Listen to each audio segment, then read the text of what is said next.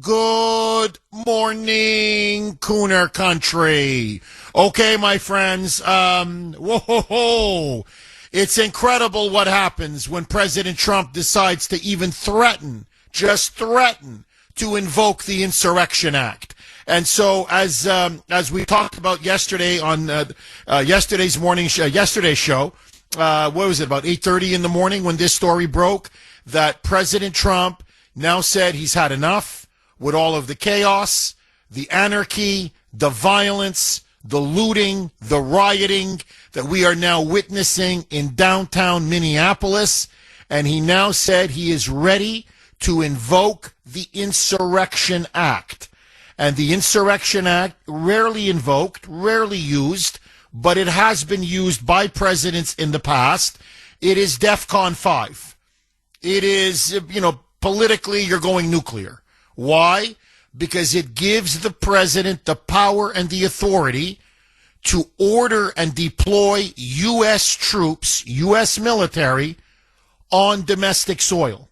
And so, to restore law and order, and as it says, the Insurrection Act, to put down an insurrection. And what is happening now in Minnesota, in Minneapolis, is a textbook definition of an insurrection. Just on the face of it, you have anti-ICE vigilantes, insurgents, who now are deliberately, in an organized fashion, obstructing and impeding, attacking and assaulting ICE agents as they try to go about conducting legitimate law enforcement operations to grab, detain, and deport some of the most dangerous, violent, illegal alien criminals in that city. And again, I'm talking convicted murderers, child molesters, rapists, drugs, sex traffickers, gangbangers. This should be a no-brainer. But instead, egged on by Waltz, who now is acting like some kind of a Confederate general, egged on by that idiot, that absolute lunatic of a mayor, Fry, there is now an organized resistance, an organized conspiracy in the sense of the political elites of Minnesota are working hand in glove with these radical George Soros-funded far left-wing anti-ICE groups. And their job is to obstruct federal law enforcement, to nullify federal law, federal authority, federal jurisdiction over, and it is clear in the supremacy clause of the Constitution. There is no doubt about this. Immigration and immigration enforcement is solely and exclusively a power of the federal government. The local authorities, cities, governors, they have no say or power whatsoever when it comes to deporting illegal aliens. They have no business. They can give their opinion, but they can't obstruct. They can't impede. They can't sabotage or undermine. Never mind urge active physical resistance against law enforcement as they try to grab these illegal aliens. In fact, Waltz and Frey are insurrectionists. They are inciting riots. There's no doubt about it now. And they should, and which, by the way, is a federal crime. They have committed crimes. And so when President Trump yesterday said that he was going to invoke or threatening to invoke the Insurrection Act, saying, I've had it. I'm not going to watch this city just destroy itself. I'm not going to stand back and allow you to lay waste to ICE and ICE vehicles and ICE agents. Here, let me just give you an example to show you the anarchy, the lawlessness now that is engulfed downtown Minneapolis. Over the last couple of nights, you've had these street thugs, these anti-ICE, radical left, anarchist street thugs, destroy ICE vehicles, smash windows, actually go into these vehicles, grab boxes of ammunitions. A member of the Latin Kings, a gangbanger, was just arrested for going into one of ICE's vehicles and getting a rifle in order to use it to start shooting at ICE. By the way, they got their hands on several briefcases. These were locked vehicles. They smashed into them, broke into them, grabbed these suitcases. There were satchels and suitcases with documents that had the names and addresses of DHS and Border Patrol and ICE agents and officials.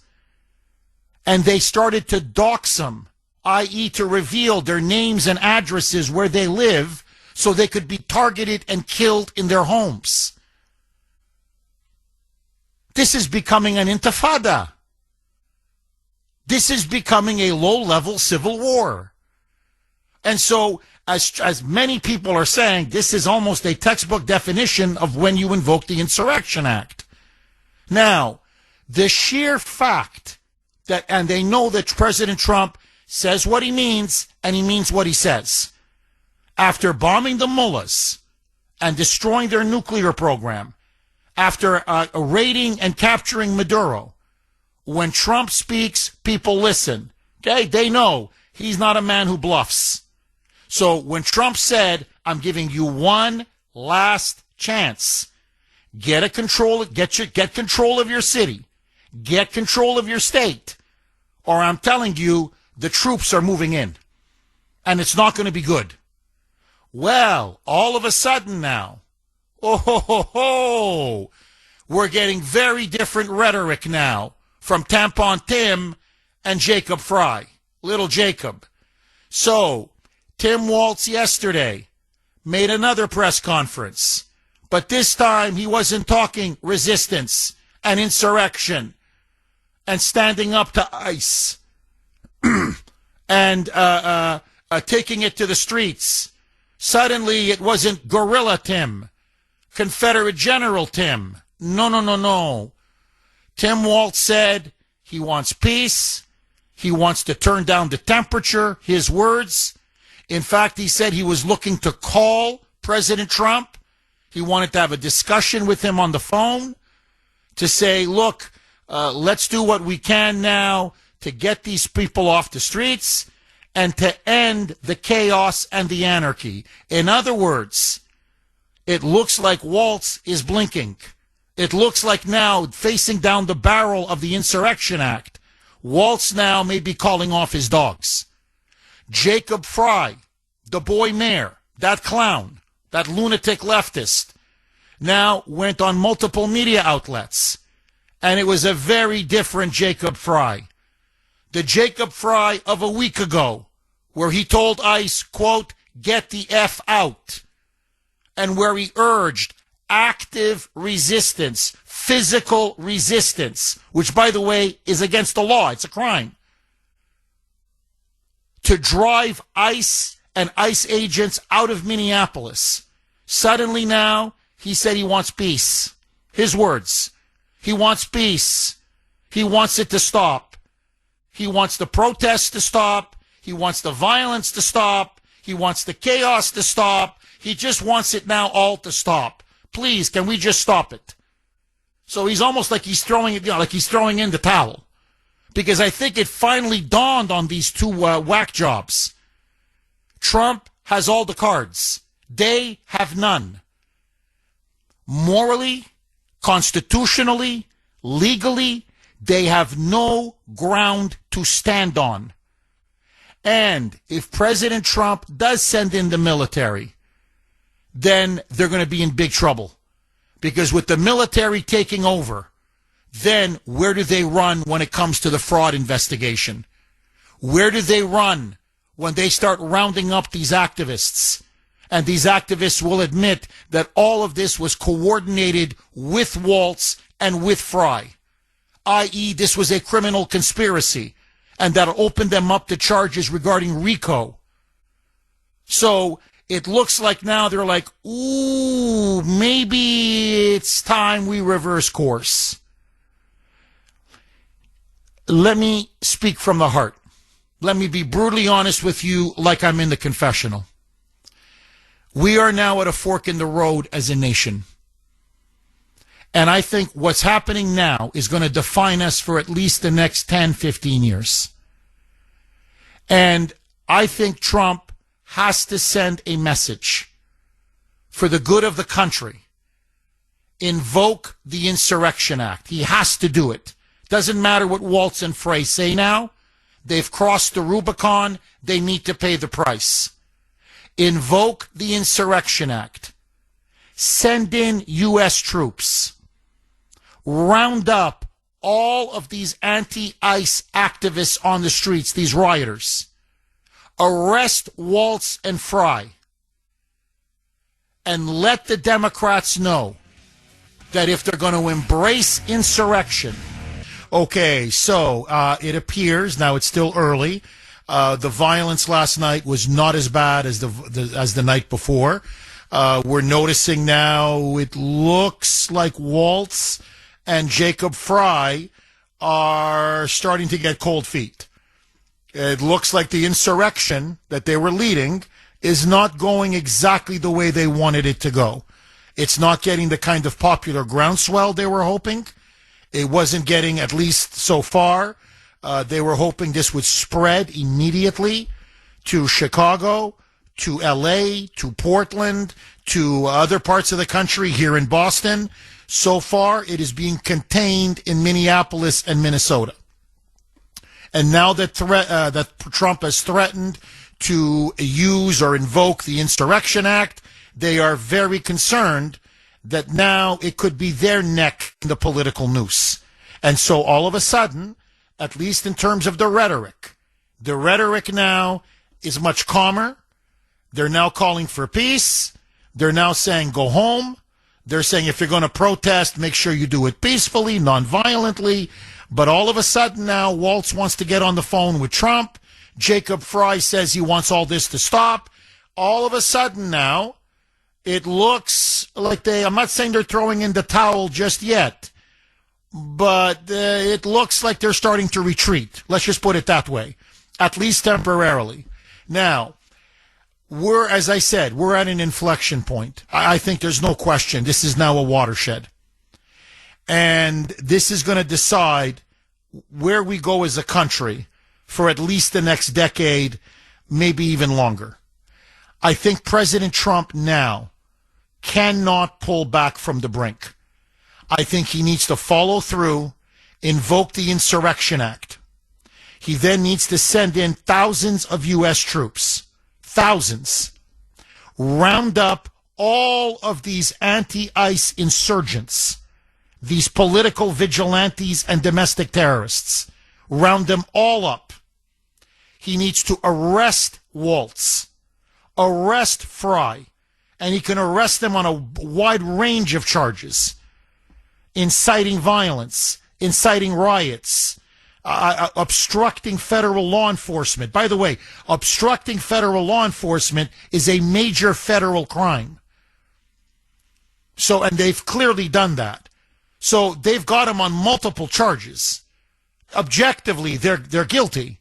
The only question is now, do you want to arrest them? Arrest them. Make an example out of them. Then surge even more ICE agents and ICE personnel into Minneapolis. Go in there and deport as many illegal aliens as possible, especially in the Somali community, but everywhere. And then every single illegal that has been caught, and there's an army of them, that has engaged in welfare fraud or any kind of other immigration fraud, they should be denaturalized. Their citizenship should be stripped. Because that's a big racket down there in Minneapolis.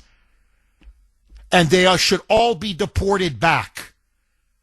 In other words, hit him so hard that blue cities and blue jurisdictions are going to say, you know what? We don't want to have a repeat of this, because it's going to end in a complete defeat and a complete surrender. Now, either President Trump does this, and I believe restores law and order, and restores, and this is what they're challenging. I want to be very clear. What the left is doing, what the Democrats and the media are doing, what Waltz and Fry are doing, is they are challenging the very legitimacy of federal immigration law, the very authority of ICE to be able to go in as a law enforcement agency and implement the law and enforce the law. You cannot have that. You're talking then about a completely lawless country. So either we restore law and order and respect for federal laws and federal authority and federal immigration laws and federal law enforcement, or I'm telling you, this is going to spread. It's inevitable. And then you are going to see Chicago, Illinois, Portland, Oregon, LA, California, Boston, Massachusetts, New York City, New York. It's going to spread like a cancer, like a virus.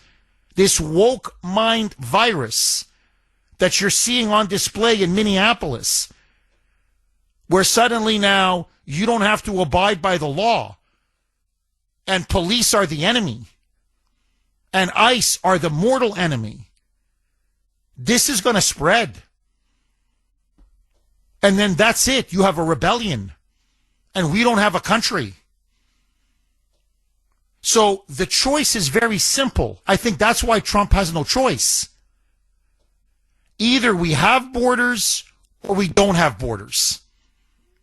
Either we have safety or we have rampant crime. Either we have a country or we don't have a country. Either we have sanity or we have insanity. Because what we're watching on the streets of Minneapolis is nothing less than sheer Marxist, anarchist insanity. And I don't know about you, but I don't want to live in a country where the inmates are running the asylum. Now, let me just say one other thing, and then I want to open it up to you. 617-266-6868 is the number. Tim Waltz is a incorrigible, pathological liar. Everybody who's observed him, especially in Minnesota politics, says you go back for 8 years, and you will see he lies about everything and anything. He is an incorrigible liar. There's something mentally wrong with this man. He's practically incapable of telling the truth. So, don't look at what Tim Waltz says now that he says he wants to lower the temperature. He wants peace. He wants this to be over. Okay, just very, very quickly, in my opening monologue, the Kuhner man said DEFCON 5. My apologies, I meant DEFCON 1. That's the highest level for nuclear readiness. I always get that mixed up. So, basically, yes, you invoke the Insurrection Act. We're taking it to DEFCON 1. And I think Trump needs to do it. Agree, disagree. Let me ask all of you. Do you believe Waltz and Frey are now afraid? Have they overreached? Are they now trying to backpedal and reverse course? Or do you think they are now committed to seeing this insurrection, this organized resistance to Trump, to ICE, to federal immigration law, to the end? Is this the end of what is happening now, the chaos in Minneapolis? Or is it now just the next phase and the next chapter? 617-266-6868. Okay, let's go to Bob in Plymouth. Thanks for holding, Bob, and welcome. Morning, Jeff. Good morning, Bob. Thank you for taking my call, Jeff. I appreciate it. My pleasure. I have a question. who's responsible for having all this information in suitcases riding around in a car somewhere in Minneapolis? Who's responsible for all that information being in those suitcases?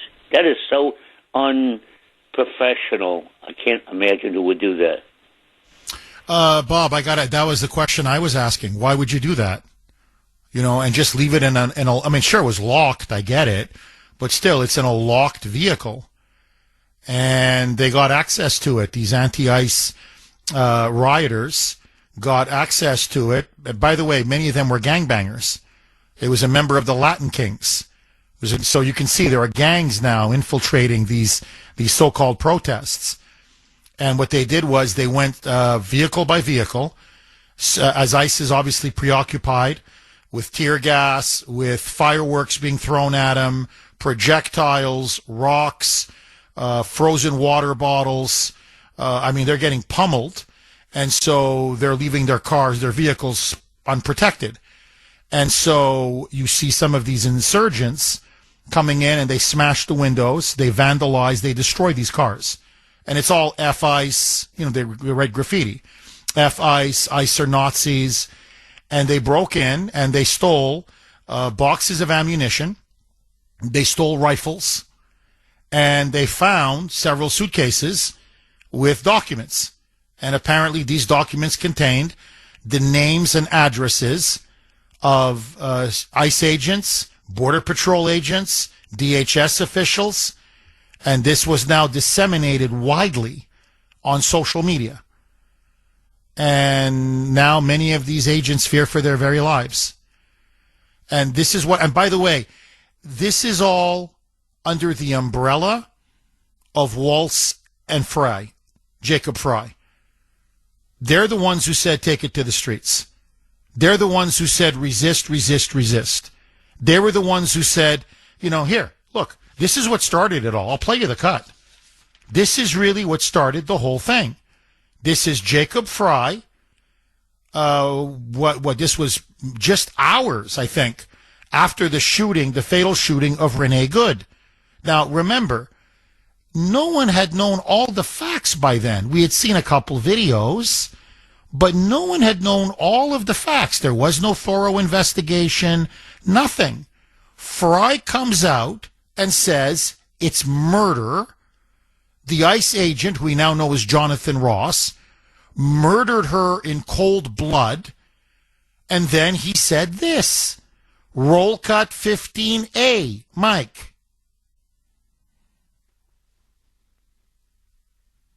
They are already trying to spin this as an action of self-defense. Having seen the video of myself, I want to tell everybody directly, that is bull. And I have a message for ICE. To ICE, get the out of Minneapolis. Now, when he said that, get the F out of Minneapolis, I mean, that was his order to his shock troops. Take it to the streets. Drive them out of Minneapolis because they're illegitimate. They don't deserve to be here. They don't have the right to be here. They don't have the authority to be here. And we're going to push them out by any means necessary. And that's when the rioting began. And it never let up. So, and then my point is just this, Bob, and I'm going to come back to you. As these ICE vehicles are just being destroyed, smashed, broken into, robbed, the local police are watching and doing nothing. Literally, they're there 20 feet away and they're not lifting a finger. This is what's infuriated Trump, infuriated Kristi Noem, infuriated all these ICE agents. They go in, I think it's almost unprecedented in American history, where local state law enforcement gives no assistance whatsoever to federal law enforcement as federal law enforcement is being swarmed, assaulted, attacked, and under siege. So this clearly, the order clearly came from that crazy mayor and, Tampon Tim. I don't care if they burn these vehicles. I don't care if these ICE agents are being shot at. I don't care if they're lying on the streets in pools of blood. You don't lift a finger to help them, period. Full stop. So this is what's so infuriating, is that the cops stood back and did nothing and watched it. And, and these idiots are like, well, they're surging, federal assets. Well, what are they supposed to do? No one else is protecting ICE as they're being attacked. The local police aren't doing it. The state police, under orders, the state police aren't doing it. So, of course, they're going to send in more ICE officials and DHS officials. If local law enforcement won't back up federal law enforcement, then federal law enforcement has to come in, more of them, to back up federal law enforcement. I mean, it's just, 2 + 2 = 4. And to me, that's unforgivable. Bob, I'm telling you, that's unforgivable. But look, to your point, to me, you don't keep, I know it's locked. I know it's under lock and key. I get it. But man, you don't have that in a car, especially in a volatile, explosive situation like that. And now, apparently, it's in the thousands. From what I've been reading, it's in the thousands. So many of these ICE agents now are getting threats. And I really fear for their lives and for the lives of their spouses and their children. Bob, final word to you. Everything you explained, we already knew about that, but I just don't know who said, well, let's carry all this information in the cars. I just don't know who would be that naive. Well, Bob, I think, I'm not defending them. I'm trying to look for an explanation. Their headquarters in Minneapolis is constantly now under siege. There's no other way to put it. There are anti-ICE protesters, hundreds, if not thousands of them, every single day. They've encircled the building. They keep trying to break into the building. Ilhan Omar has been there on a pickup truck saying, we're going to get them, that there's going to be retribution. They're going to pay a price. She even tried to storm into the building herself, along with others. So they keep trying to storm into the building. And some of them, you've seen some of these crowds, they outnumber ICE. Some of these crowds are massive crowds. So I think the fear is, because they're trying to break into the headquarters, which is normally where you would keep, a suitcase with documents like this. I think the fear is, if they break in, they're going to get everything. So we have to keep carrying this stuff with us. Look, what you hear from ICE is that they're not safe. This is why what Fry and Waltz are doing is so unforgivable, because they're making the tension and the level of anxiety so high. These agents are saying, we're being constantly attacked from every side. They're coming at us in our headquarters. We don't trust the local police. We don't trust the state police. They're trying to make our lives and our jobs practically impossible. And they're looking to provoke incidents. They want us to be involved in a bad shooting. 617-266-6868 is the number. Okay, let me ask all of you. There is an eerie pause, and it's just a pause, in Minneapolis right now. It's clear Jacob Fry, the boy mayor of Minneapolis, and Tampon Tim, the Marxist governor of Minneapolis, clearly now believe they've gotten in over their skis. They now realize that Trump is very serious about invoking the Insurrection Act. Polls now show that their response to what happened in the wake of the shooting of Renee Good, how they have called for open anarchy and lawlessness on the streets, organized resistance to federal immigration law enforcement, and the rioting now, the violence that has erupted. It has badly damaged the Democratic Party. In fact, Mike Lindell of My Pillow, yes, Mike Lindell, that Mike Lindell, is now leading in the polls to be the next governor of Minnesota. He's going to run as a Republican.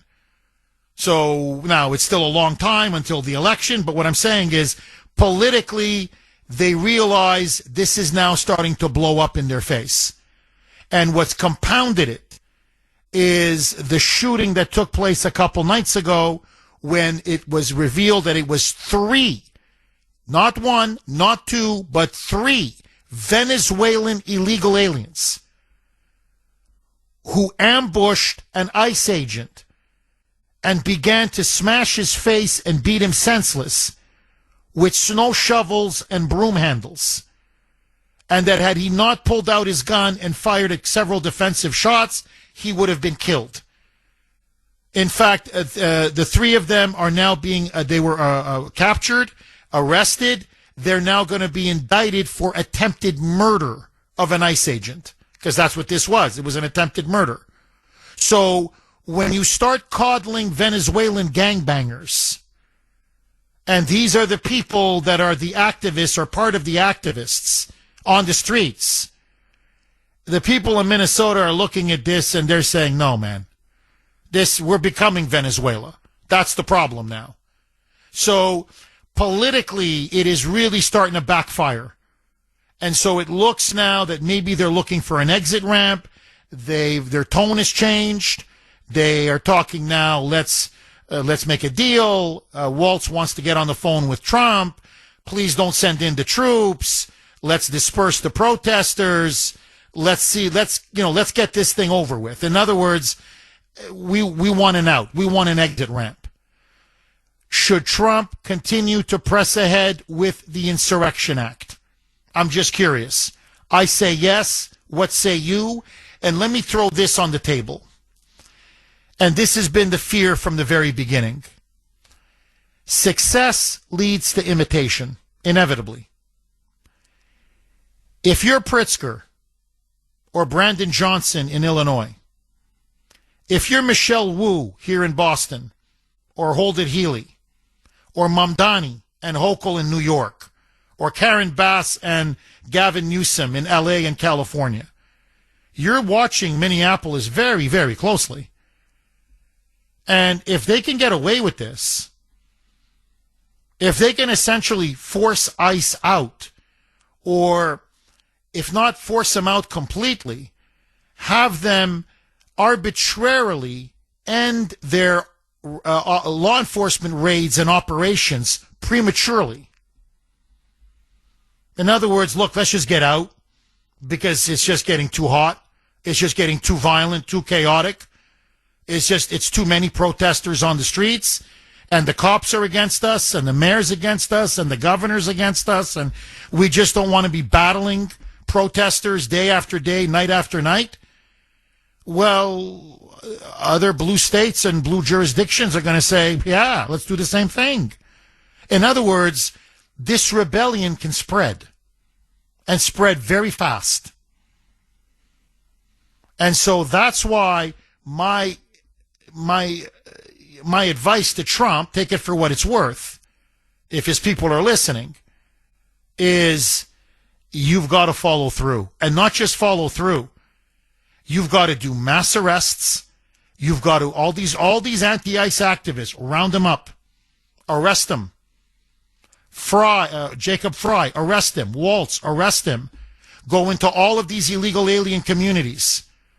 If there's immigration fraud, denaturalize them. If they're welfare fraud, kick them out, deport them.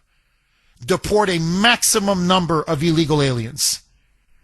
And the reason is you're going to set an example where others are going to see, you know what, we don't want a part of this because it's going to cost us too much. If you go to war with the federal government, if you go to war with ICE and Trump, we're going to lose, and we're going to lose bad. So, to me now, this is why we're at a crossroads. They started this insurgency, and now the question is, who is going to end it? Agree, disagree, 617-266-6868. Lines are loaded. John, in the great state of Colorado. Thanks for holding, John, and welcome. Thanks, Jeff. Happy Friday. Happy Friday, John. Yes, I wanted to touch upon your something you mentioned in the opening about the insanity And so for the past couple of weeks, I've been obsessively following what's been going on in Iran. I tune into you to sort of see what's going on in Minneapolis. But I've been spending most of my time, watching YouTube and catching up on various news outlets around the world about Iran. So I was a little bit out of it with Minneapolis, and I thought, well, let me tune in. So I'm listening to you, and then I get on YouTube, and I think we're already in insanity. So I start randomly looking through videos. I just pick one. Happens to be the Fox 9 station in Minneapolis, and they're reporting on the I think it was like yesterday's violence, and so they're reporting on it, and at one point they interview this guy, and they're sort of sympathetic, a little bit sympathetic to the rioters, to the protesters, and they interview this guy, and he is complaining because he's in the middle of this violent protest with his vehicle loaded with his 6 children, and a flashbang got tossed into his car or near his car or something. And I'm mystified by this, Jeff. I'm just completely mystified. What is this guy doing with his 6 kids at this protest? I don't know. What's going on here? We live in opposite world. Well, you're right. Look, John, these people are unhinged. They're not right in the head. I'm being serious. I'm not trying to be condescending or insulting. I'm just telling you. Look, it used to be a joke. It's no longer a joke. Liberalism is a mental disorder. You can see it now. It's the people, they're not right in the head. Now, there's a brilliant piece. In fact, I'm thinking of actually reading the piece. I never do that. I'll read parts of a piece, a paragraph or two. It was so well written, and I think so spot on. It's by, I think, a married couple. I believe they both have the same last name. It's in yesterday's New York Post. It is absolutely brilliant. But let me just sum it up in like 2 sentences. What you're watching now on the streets of Minneapolis, is really the consequence of indoctrination and brainwashing. This is what the effect of indoctrination. This is the effect of what they indoctrinate in schools, in popular culture, on social media, online. And these people have become convinced. Look, I'll just give you an example. There's an actor on Law & Order, Special Victims Unit. Chris Maloney, Meloni. I used to watch Law & Order years ago. I don't have time to watch TV anymore, but years ago I used to watch Law & Order, which I loved. Special Victims Unit, which I wasn't that fond of, but once in a while it was on late at night and I would watch it. Anyway, he's one of their lead actors. This guy goes on a rant. Now, he's a Hollywood actor. He's done very well for himself. He's been on TV for something like 15, 20 years. He's a multimillionaire. He's not a stupid man. And he goes on this rant, and he's serious. He's not, he's not looking to troll. He's not a troublemaker. He really believes this, where he says Donald Trump is a pedophile. Well, okay, then who did he molest? Okay, they have no answer. But then he goes on to say that ICE are Nazis. And he's losing his mind. That they're Nazis? That they're the Gestapo? He believes this, that they're going door to door, because this is what Tim Walz is saying, and they're just shooting people. He really believes this. And that in particular, they're holding guns to people's heads and saying, which neighbor of yours is black, brown, or Asian, is a person of color?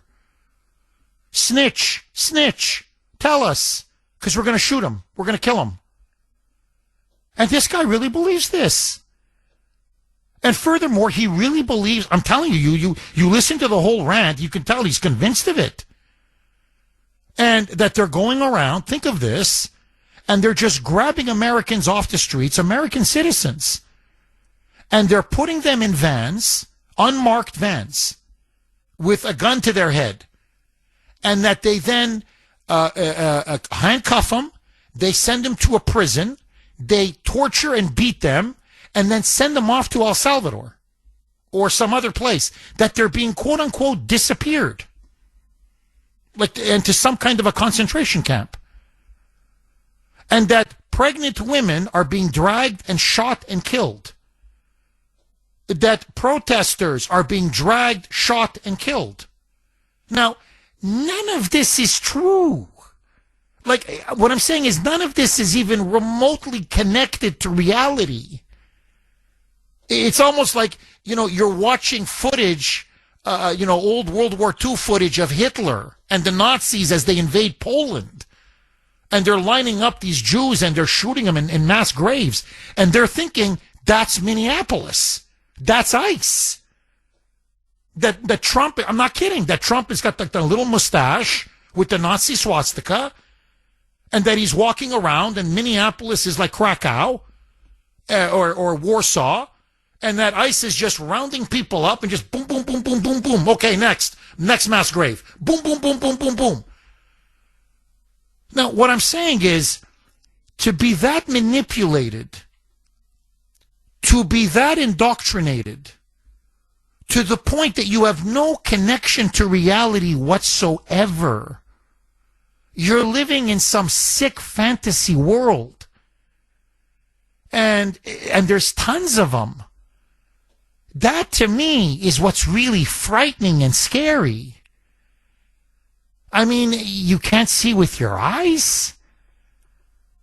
You can't, it's just common sense. And then how do I say this? This is what's scary.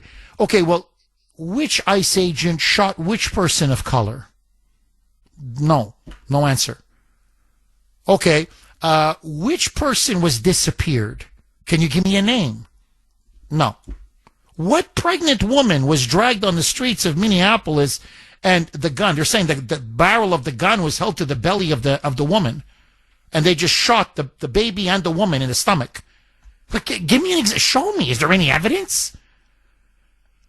But you repeat it and you repeat it and you repeat it and you repeat it, and I'm telling you, they believe it. Now, the reason why I'm telling you, I know this is organized. I know this is coordinated. I know it. Okay, is Indivisible Twin Cities. That's the name of this very far left NGO. It is completely funded by George Soros. They are the ones who are putting up many of these protesters. By the way, these protesters, there's ads for them. 15 to 18 bucks an hour. You can see the ads. 15 to 18 bucks an hour. Part-time or full-time, they don't care. If you want to work weekends, you get extra bonus. And if you protest more than 40 hours, they pay you double. They pay you double. So basically, they're saying you can make about $1,500 a week. A week. Cash money. A week. If you're just willing to go out there on the streets and attack ICE. And Indivisible Twin Cities it's a Marxist group. And so, look, as someone who I experienced it through my parents, through my grandparents, what I've read, my education. The thing about communists, we don't understand that here in the United States because God willing, thanks be to God, by the good grace of God, we've never had to experience anything like this. But in the mind of a communist or a Marxist, someone that's been indoctrinated, the last caller yesterday, Chris the Commie, is a classic example of this. He's a member of Antifa. The communist Marxist mind only sees the world in two categories. It's literally, that's what it is. It's fascist, anti-fascist. And so where do the communists get their legitimacy? Well, they're anti-fascists. And everybody else is a fascist. Like everybody else. Like, I don't care. If you're a centrist, you're a fascist. If you are center-left, you're a fascist. If you're a conservative, you're a fascist. If anyone that's against them is, quote, a fascist. So and look back, Nixon was a fascist to them. Reagan, fascist. Bush 41, fascist. Bush 43, fascist. Trump, obviously fascist. Yesterday they were calling me fascist. So they look at the world as anti-Nazi, Nazi. Fascist, anti-fascist.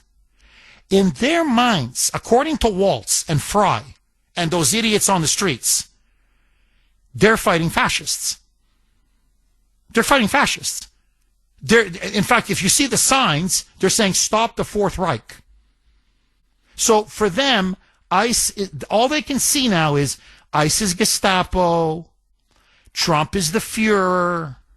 Like they almost, that's how they see the world. Everything is seen through the lens that everyone else is a Nazi or a fascist. And that's how they dehumanize you. That's how they delegitimize you. And that's how they justify their call for revolutionary terror and revolutionary insurrection. That's their mind. That's how they think. It's a sick mind. It's a deranged mind. It's also frightening because it's completely disconnected and detached from reality. And it's a mind that's highly ideological. It's highly brainwashed. It's highly indoctrinated. And so what I'm saying is, look, again, there was a woman, 25, I think African-American, don't quote me, but anyway, she was a person of color, 25 years old, and I mean, her eyes are popping out of her skull. She's being interviewed, I think, by CNN. And she's like, fear. They keep saying this, fear. I'm in fear. She's yelling, I'm in fear. ICE is going to catch me and kill me. She's been living in Minneapolis her whole life. She's an American citizen. Why would ICE want to come to your door and shoot you in the head? She's convinced. Why ICE is, she's, I can't walk the street. But just what she said. They're going to pull up in a van, an undetected van. They're going to grab me, and I'm going to be raped and sent to El Salvador. Ah! Ay, ay, ay. These people are crazy. But you have to ratchet up the hysteria to get them to the streets like this. Because remember, they want them to get arrested. You see? Remember, Tim Waltz is not getting arrested. Jacob Fry is not getting arrested. AOC is not getting arrested. Bernie's not getting arrested. They're not going to have their lives destroyed. They're not going to be spending 10, 15 years in jail.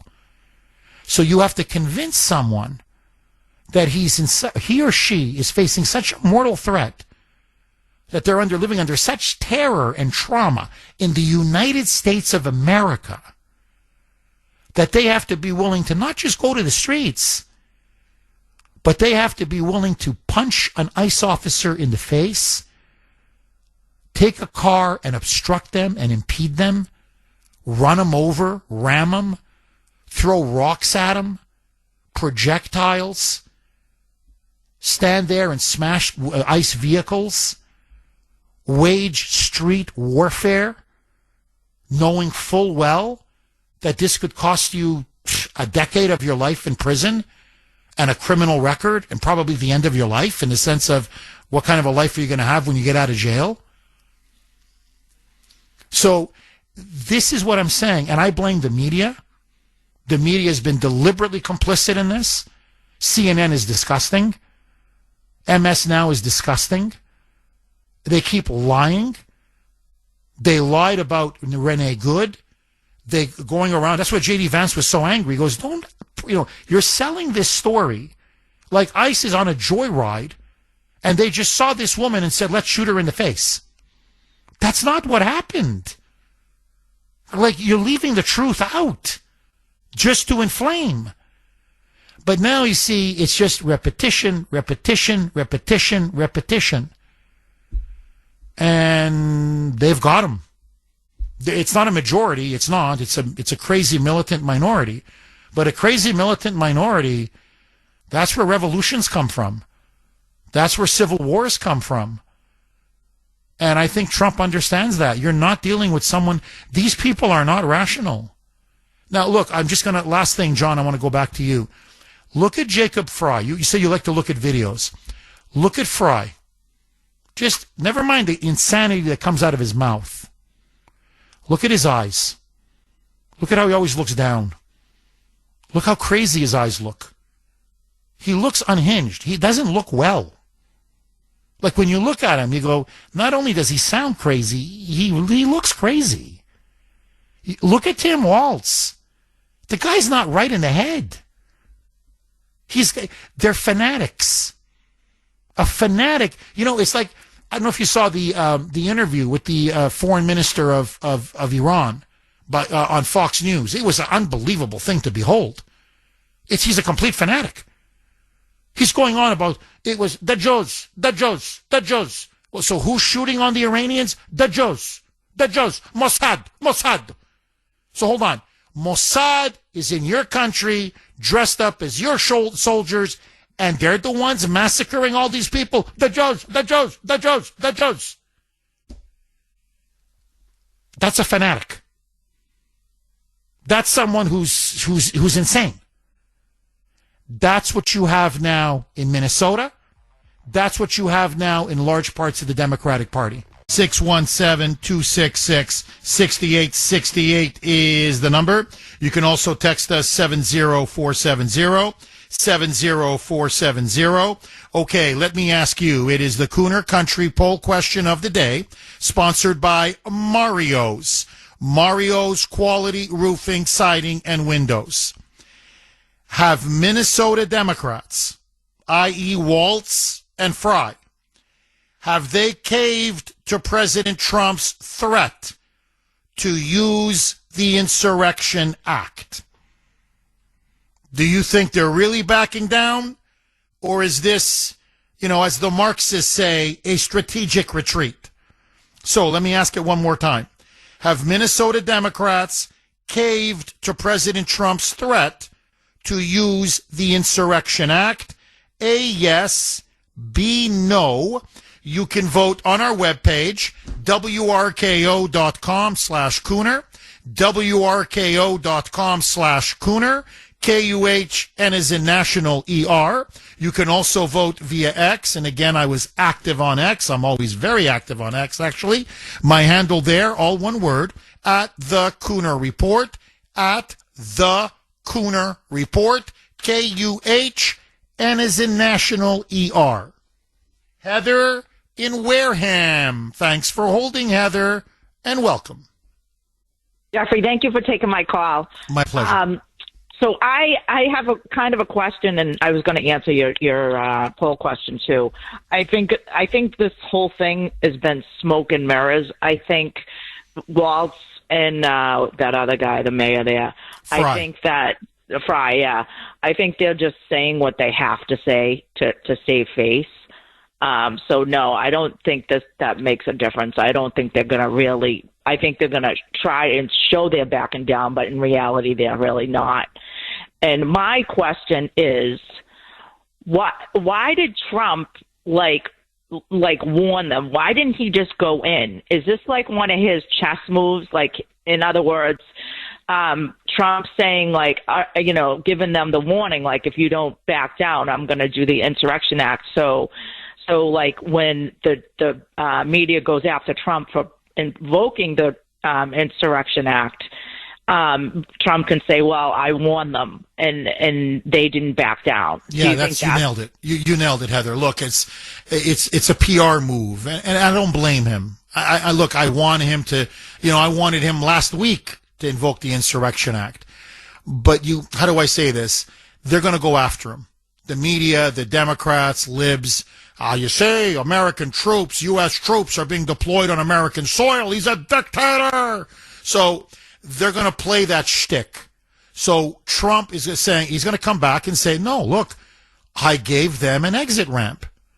I warned them, get your streets under control, get your city under control, knock this off, let ICE be able to do its job, or else you're forcing my hand.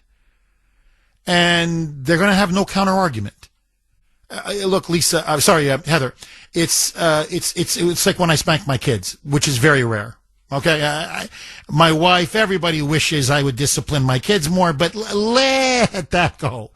I always give them a big warning ahead of time. I always say, look, last warning. You're gonna, either going to be sent to your room or whatever. Privileges are going to get revoked or whatever. In other words, I'm warning you. Like, this is it. It's a final warning. It's coming. So don't do it now. You're right. You're right on the line now. That's it. Final warning. So I think that's what he's doing. And the media is going to have no rebuttal. They've been told. They've been put on notice. Now, it did work temporarily. Last night was not as bad, nowhere near as bad as it was, say, the last week. And their tone has changed, and with some of the words coming out of their mouth has changed. The only question is, are they serious, or are they just going to wait a couple days and hope things die down just a little bit and then ratchet up the protests again? Because, you see, the problem is ICE is going to be there for a while. This is going to go on for at least a couple more weeks. They've got hundreds and hundreds, literally hundreds and hundreds of violent criminal illegals that they need to still apprehend. And, you know, I said it yesterday, but it bears repeating. If Fry and Waltz just cooperated with ICE, and what I mean by cooperation is you have a convicted illegal alien murderer. I mean, I'm just giving you an example. Or a child molester, or a notorious drug trafficker. You have him in your custody. You're releasing him now from prison. Can you just hold him at the detention center? 24 hours, just hold him. We'll show up. It'll be very peaceful, very safe. We come in, we slap the handcuffs on, we got him, and we deport him. But they don't do that. What they do is they deliberately release them from these detention centers or from their prisons or the courthouses, and they unbelievably, this is to me what I find shocking, they send them back into the community. Like, go, bye, hi, have a nice life, bye, go. So they live in apartment complexes, they go to parks, they walk the streets, they go to restaurants, they go to schools, they're, you know, and you're going to let them back into the community? Are you insane? So now ICE has to literally track them down.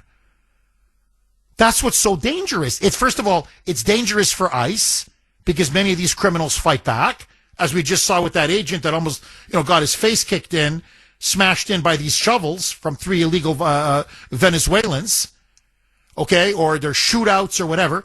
It's dangerous for the illegals because they could get killed, and it's dangerous for the community. But no, they insist they're not going to cooperate in any way. We're going to release the most dangerous, violent criminals back out onto the streets. So they're playing Russian roulette with the lives of their own citizens and the lives of their own residents. So that's why Trump is saying, look, enough is enough. I'm going to go to DEFCON 1. You want me to go to DEFCON 1? It's on you. Ron in Cambridge. Thanks for holding, Ron, and welcome. Good morning, Jeff. How are you? I'm good. How are you, Ron? All right. Always good to talk to you. The best show on the radio. Thank you. Thank you, Ron. Jeff, you took away all my thunder. You hit on all the talking points. Trump absolutely has got to invoke the Insurrection Act. The sooner the better. Minneapolis is a microcosm of Chicago and L.A. and New York, and it'd be much easier to start with Minneapolis and clear these pockets out one at a time. Ron, you know I agree with you, not 100 as I like to say, but 1,000%. But let me just play devil's advocate for a second, because this is what even some of his supporters are saying. Why go to DEFCON 1? In other words, why take it, go nuclear, go to the most, extreme or severe move? Why not do something like issue arrest warrants for both Waltz and Frey? Go to a federal judge, say these people are inciting riots, they're organizing clearly resistance and obstruction of justice and of ICE, federal law enforcement. These are federal crimes. So, and then you issue a warrant for their arrest. And this way you get the courts involved. So it's not just Trump sending in the troops. It's not just Trump now, patrolling the streets, or his people patrolling the streets of Minneapolis and Minnesota. You now have judges involved, the judiciary involved. You have Waltz and Frey having to battle a warrant. And now it looks like they're against the legal system itself. In other words, what they're saying is Trump doesn't need to go that hard, that heavy right away. What do you say to that argument? That is a good argument, but the big problem is nipping this thing in the bud with the protesters. It's the protesters. If they send the message that this thing is going to be successful in Minneapolis, that, yeah, we can block ICE, yeah, we can prevent them from arresting illegals, then that's going to spread like a virus, again, L.A., Chicago, New York, etc. And I think that, you're going to be in trouble. I really think it's time to invoke the Insurrection Act. And I think quell the Minneapolis. You can send in 30,000 troops. You can send in. Homan certainly has 20,000 ICE agents that he can put in there. And quell the whole thing. And then people like Pritzker and the guy out in California. Yeah, Gavin Newsom. No, Ron, that's you nailed it. That to me, that would be my argument as well, my counter argument. I think, in theory, it sounds good. I agree. Get the judiciary involved, get the judges involved, issue these arrest warrants. Now it's Waltz and Frey, avoiding arrest warrants and a bench warrant. And it's politically, it's a smart move, but the streets are still burning. The streets are still blocked. Anarchy and chaos is still erupting. And you've got violence every night and, getting worse and worse and worse. And no, that's not the signal we want to send. It's, in fact, quite the opposite. And so you drop the hammer now, you're right. What you're telling Pritzker, what you're telling Mamdani, what you're telling Hochul, what you're telling Newsom, what you're telling Wu, you're telling everybody, knock it off. Because you're going to be next. And look, he's just got to arrest Fry or Waltz.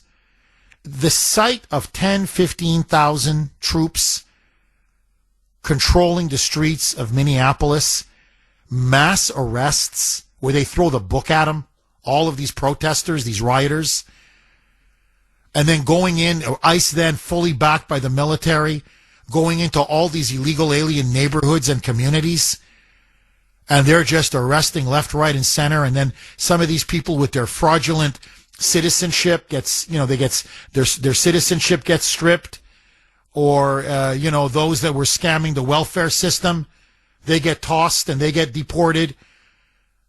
It is going to send such a chilling effect. Essentially, this thing is over. The rebellion is over. The insurgency is over. It's Civil War 2.0, and the Democrats lost again. So, to me, you're right. It's nip it in the bud now, before this thing gets out of control. So that's why I'm with Trump. Go. Now, look, if it's going to be peaceful night after night, okay. Then the threat worked. Okay. If you're not going to harass ICE and it gets peaceful, okay. The threat worked. But if there's any flare-up, if there's, like, let's say tonight, it's a Friday night, if they start rioting again, if they start, destroying ICE vehicles and pelting ICE and obstructing and blocking ICE and doing street combat with ICE, boom, that's it, okay? That's it. I'm invoking don't even give him a heads up. To let Fry and Waltz find out on Truth Social. I've just invoked the Insurrection Act. 15,000 troops are on their way. And I've issued arrest warrants now for Waltz and Fry. That's it. And this thing is over by Monday morning. So, look, it's time to take the gloves off. And I believe if Trump does, he'll win. But if you continue with these half measures, it's just going to bleed and bleed and bleed. And that's the last thing we need. Ron, thank you so much for that call. Agree, disagree, just my opinion. George in New Hampshire. Thanks for holding, George, and welcome. Happy New Year. All the best to you and your family, George. Thank you. Thanks, sir. Real quick, what's the weather going to be like this weekend in Minnesota? It's going to be cold. Good. Basically, yeah.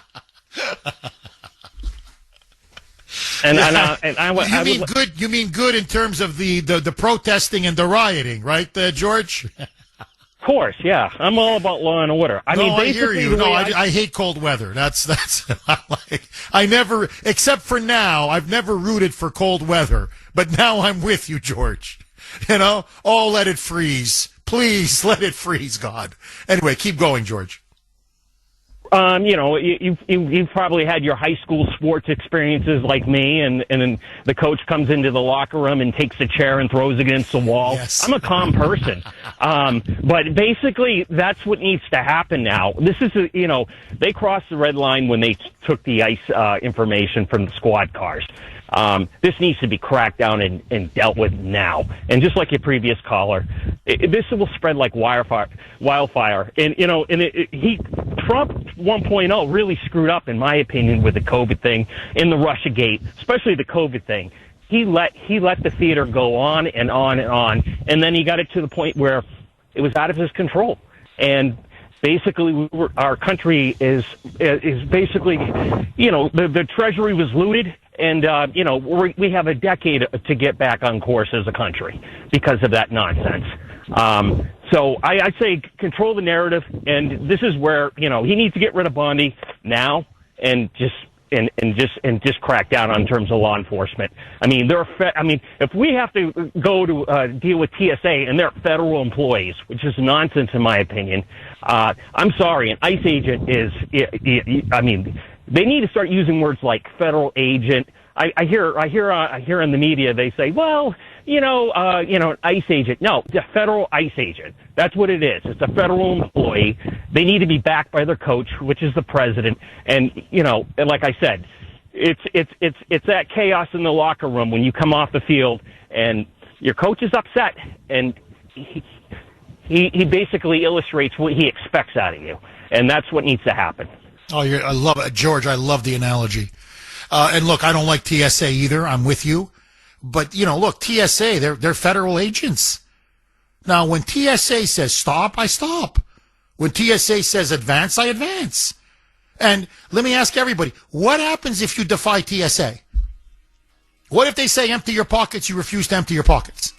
Look, what happens? Eventually you're going to get arrested. 617-266-6868 is the number.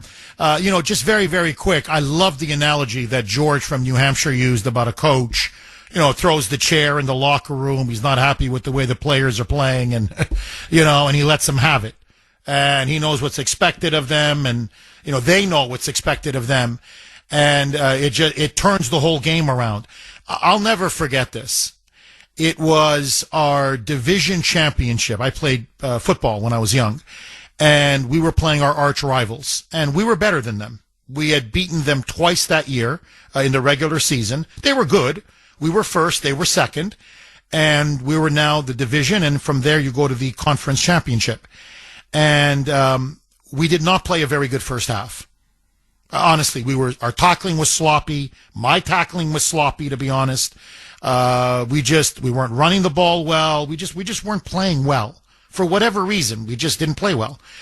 And so they actually pulled ahead of us.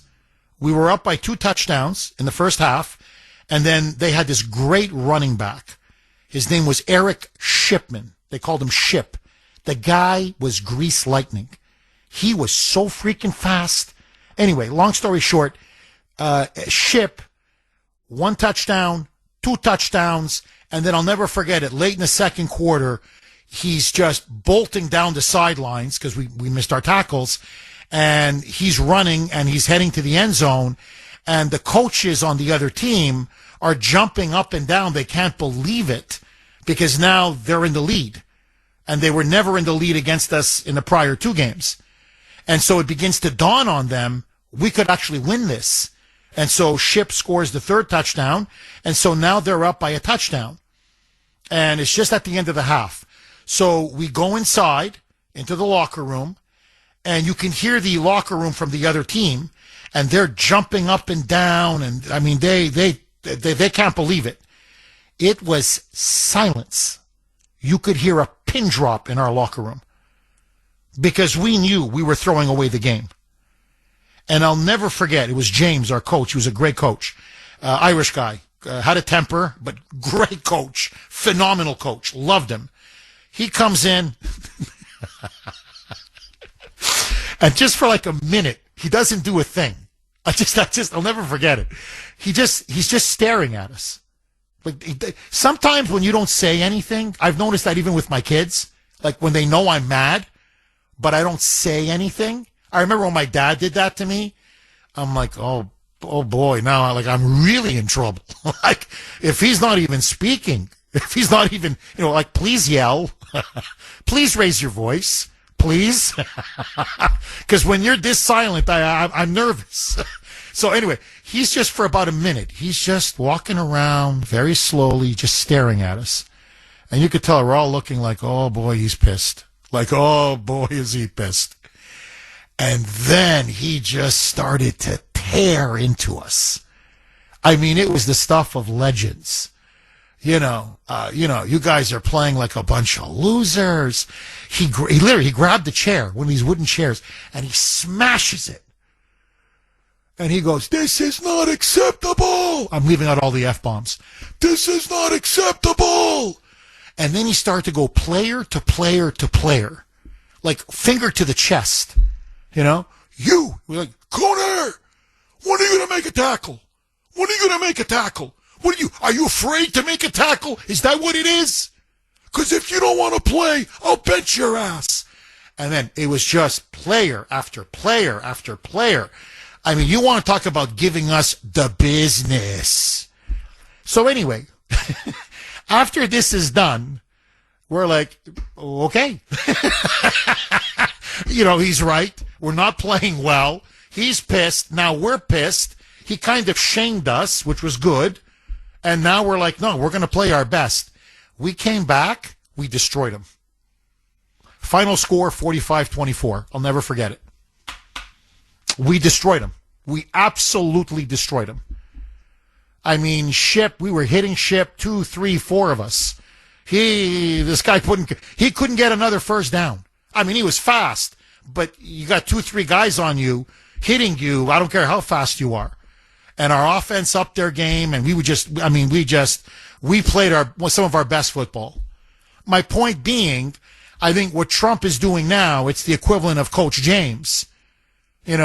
First comes the why isn't Trump saying anything? He's been quiet 24, 48 hours. The silence. Oh, he's pissed. Oh, I mean, he's really pissed. Oh. And now he's starting to break the chair. Now it's, the finger to the chest. To Waltz and to Fry and to Ellison and to Ilhan Omar. And, like, we're coming for you. So we'll see what happens. 617-266-6868.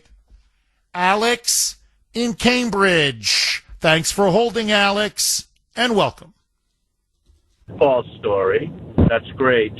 And also, I'm actually in the Kuhner bubble, so all I know about the news is through you. And the mainstream media lies like crazy. What I wanted to say yesterday was that we need to declare the, what's that called, act? The Insurrection Act? Yes. Okay, now, Alex, why? Oh, Alex, right. I think we lost you, Alex. Do we have him back? Yeah, maybe. Yeah, go ahead. I think you're in a bad zone or something. It's like it's like we just hear like, like static in the background. But Alex, are you there? Yeah. Okay, please go ahead. Why do you think Trump should invoke the Insurrection Act?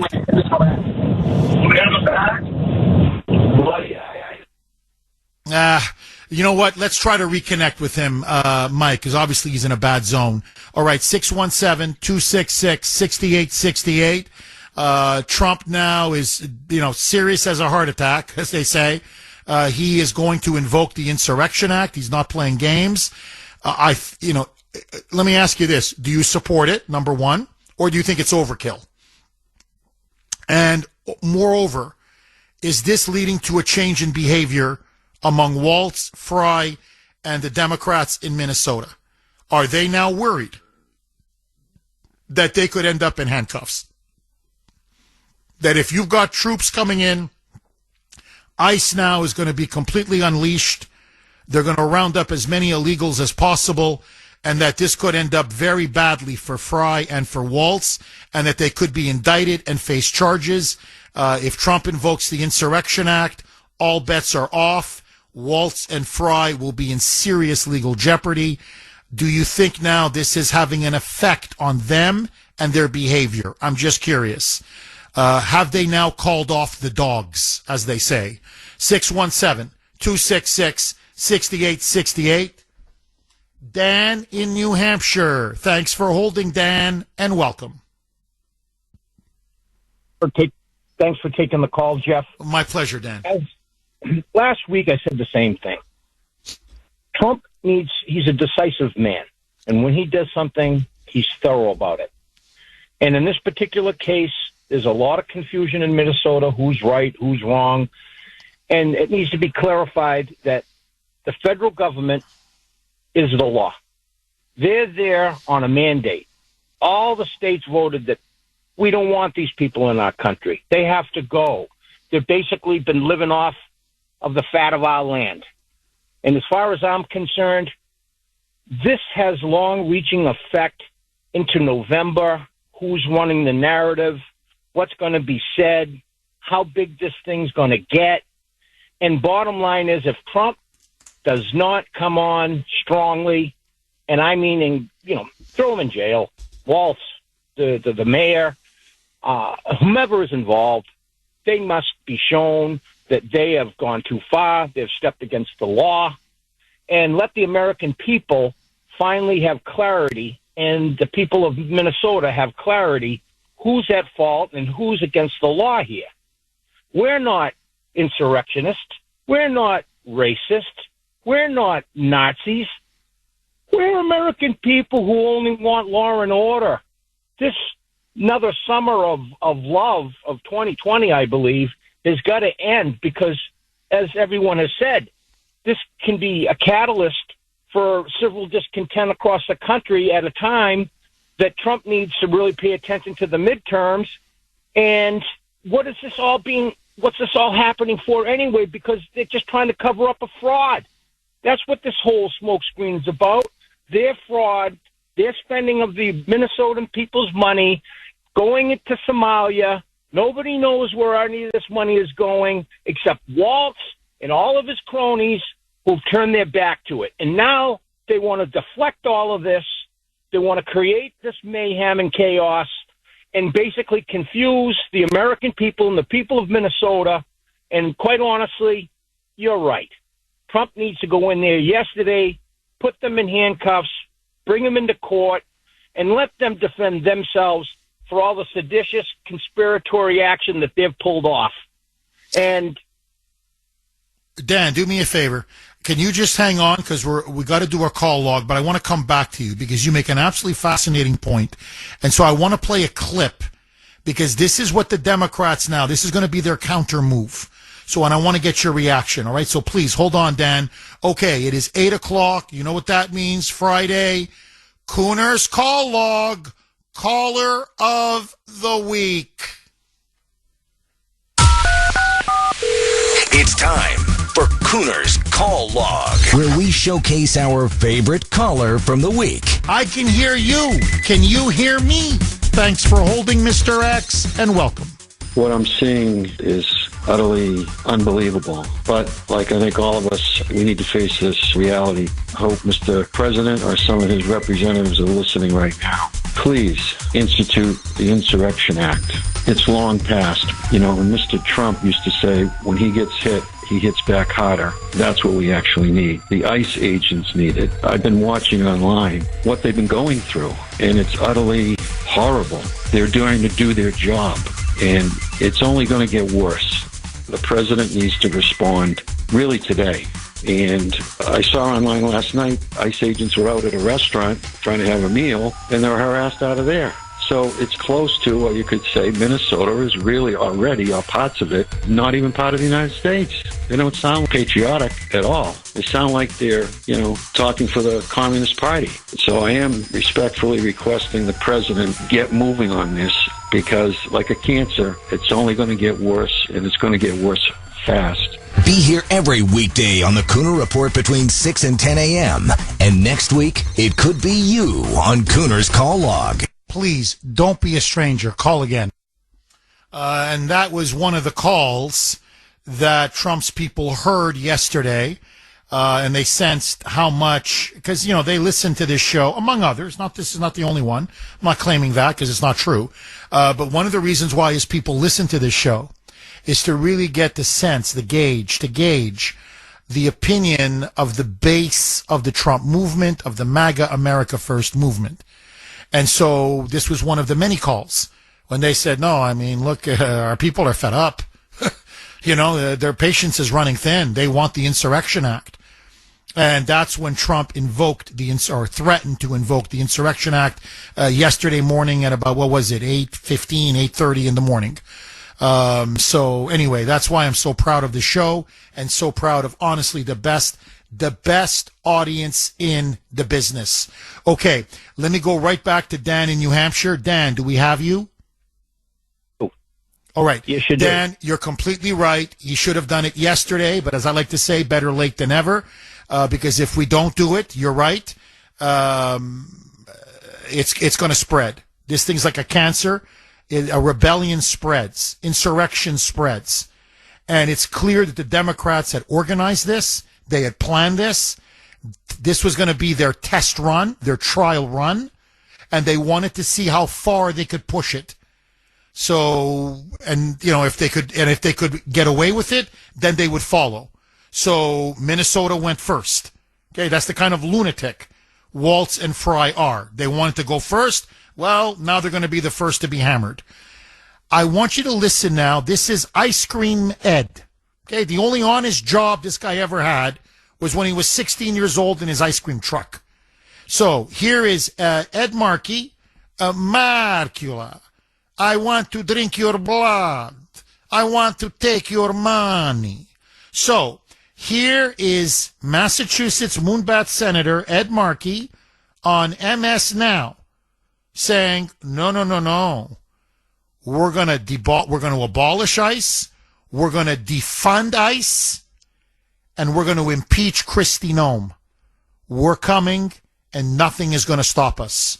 Roll cut 4, Mike.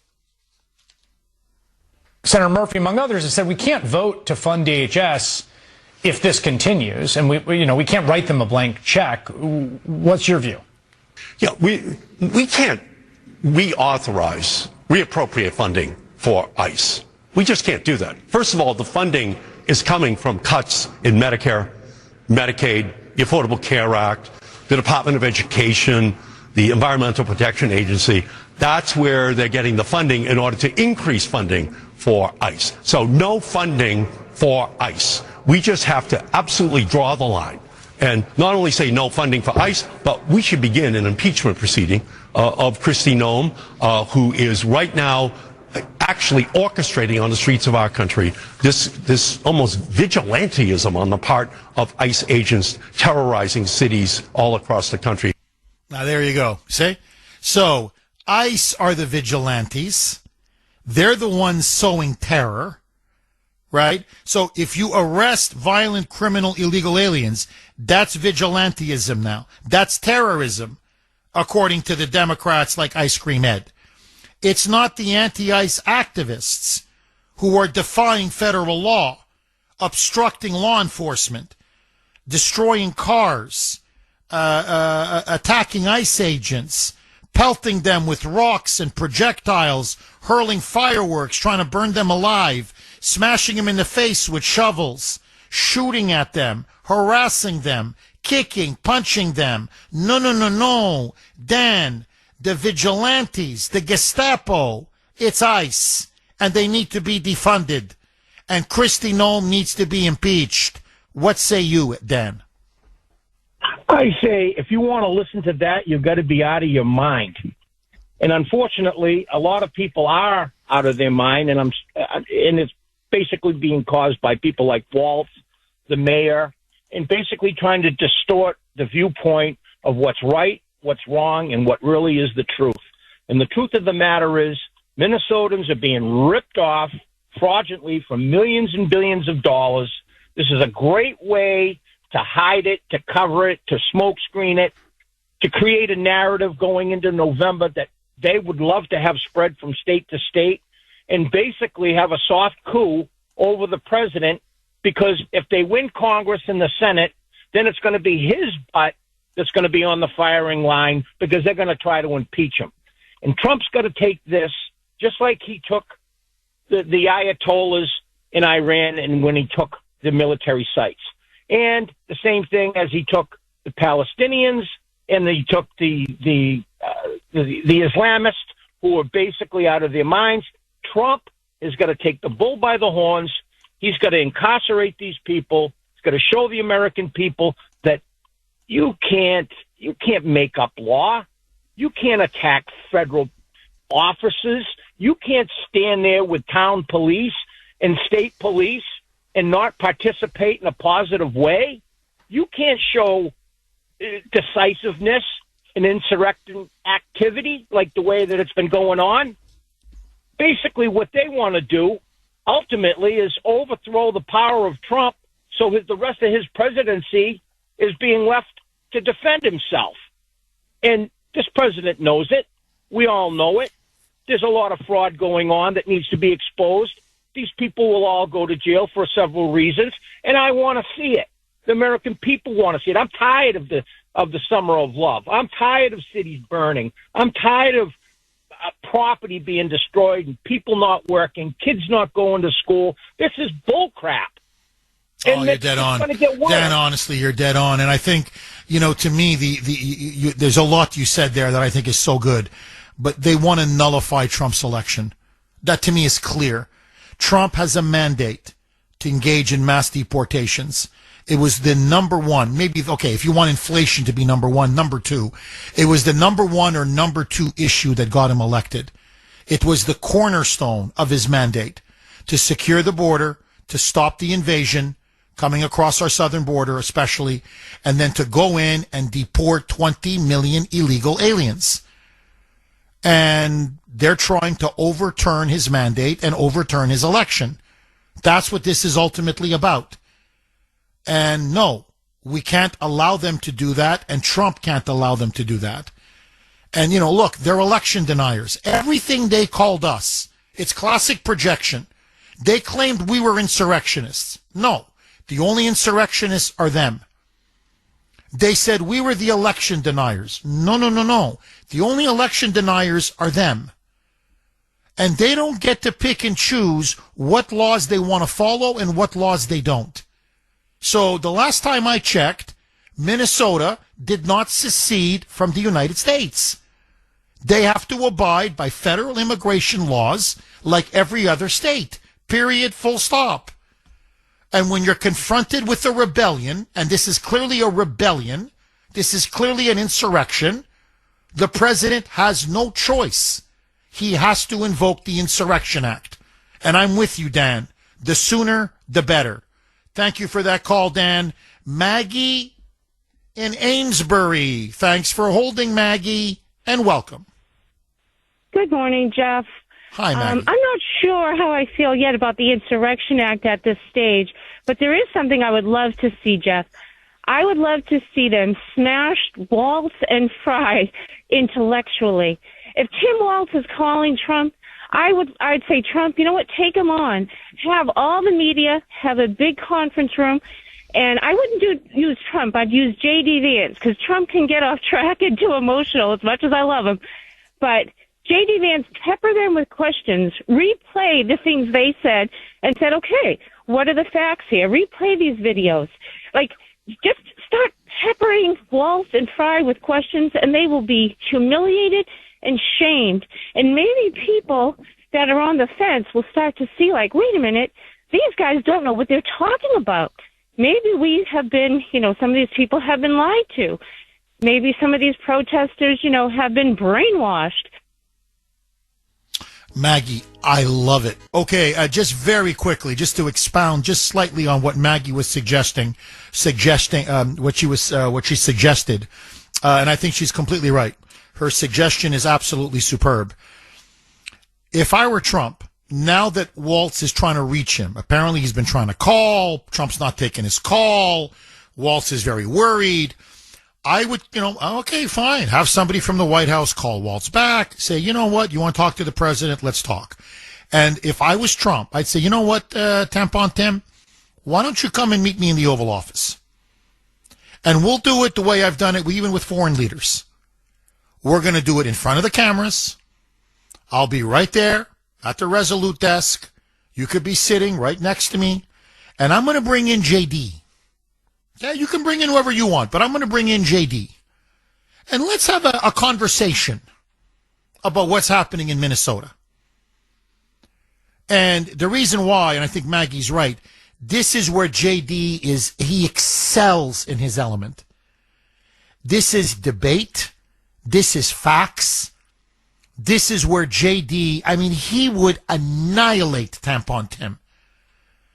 And you would, JD, you could even have a screen with, JD with the remote control saying, well, okay, Tim, this is you 2 days before the fatal shooting of Renee Good, where you're calling for people to go to the streets to block ICE.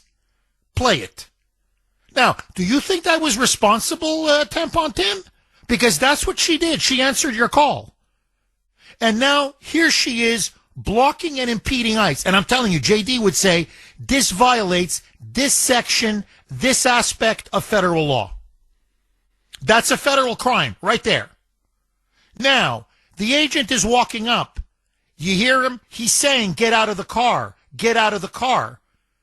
She didn't respond to a lawful command. You realize that's another crime, right? By the way, it's also a crime in state law in Minnesota. You realize that, right, Tampon Tim? And then just break it down. And then you said that that the agent was never hit. Well, here are the hospital reports. Not only was he hit, not only was he sent to the hospital, he suffered from internal bleeding in the torso. So you tell me, what, she had the right to run him over? Is this now the policy of Minnesota? And just break him down. It's what JD did to Zelensky. He destroyed him. If JD will destroy Tampon Tim, every lie, every myth, every false claim, the hysteria, the panic porn, everything. Well, hold on. You're saying ICE is murdering people. Who have they murdered? No, hold on. This is you saying they've gone house to house, hunting for people of color. Tell me, which houses have they been hunting for people of color? Give me just one example. Go. Tim Waltz will have nothing to say because it's a lie. That they're disappearing people. Who have they disappeared? You said they're dragging pregnant women on the streets and shooting them. What pregnant woman was dragged on the street and shot? Go. Give me a name. Go. Go. You have your advisors. They can look at their files. They can look at their notes. We're waiting. Go ahead. Because Tim Waltz is an incorrigible liar. And you're going to see he's going to shrink and shrink and shrink and shrink. And Trump is great at going in for the kill. But I agree with Maggie. I love Trump. Please don't get me wrong. But sometimes, he gets a little heated. He gets a little over emotional. He can go on a tangent or go on a side issue. JD is like a laser beam in debate. I mean, he focuses and he goes for the jugular every single time. He's ferocious in debate. And he's, very articulate, extremely polished, very knowledgeable. Everything is fact-based with JD. Oh, my God. It would be a slaughter. And it would destroy Waltz. It would discredit Waltz. Frankly, they'd look like idiots. So, what I would just say is just lure them in. Say, okay, let's say, you want to turn down the temperature? I agree. I want to turn down the temperature too. Tim, let's have an open conversation in the Oval Office, right there, with the national media, and you bring your people. I'm just going to bring JD with me if that's okay with you, okay? And Christy Nome. And, and you bring whoever you want, and let the American people listen. It'll be like a national town hall. And I'm telling you, he so wants the limelight, that idiot, Tampon Tim. Oh, he'd take the bait in a second. And then that's it. Game, set, match. It's over. It's over. It's over. So, look, the only thing I can just say to add is this. Again, I find it very hard to wrap my mind around this. Tampon Tim was the vice presidential nominee of the Democratic Party in 2024's election. Had Kamala won, this clown, this buffoon, this traitor, this agent of communist China, forgive me, this imbecile, he a heartbeat away from the presidency. Ay, ay, ay. Ay, ay, ay. Ay, ay, ay.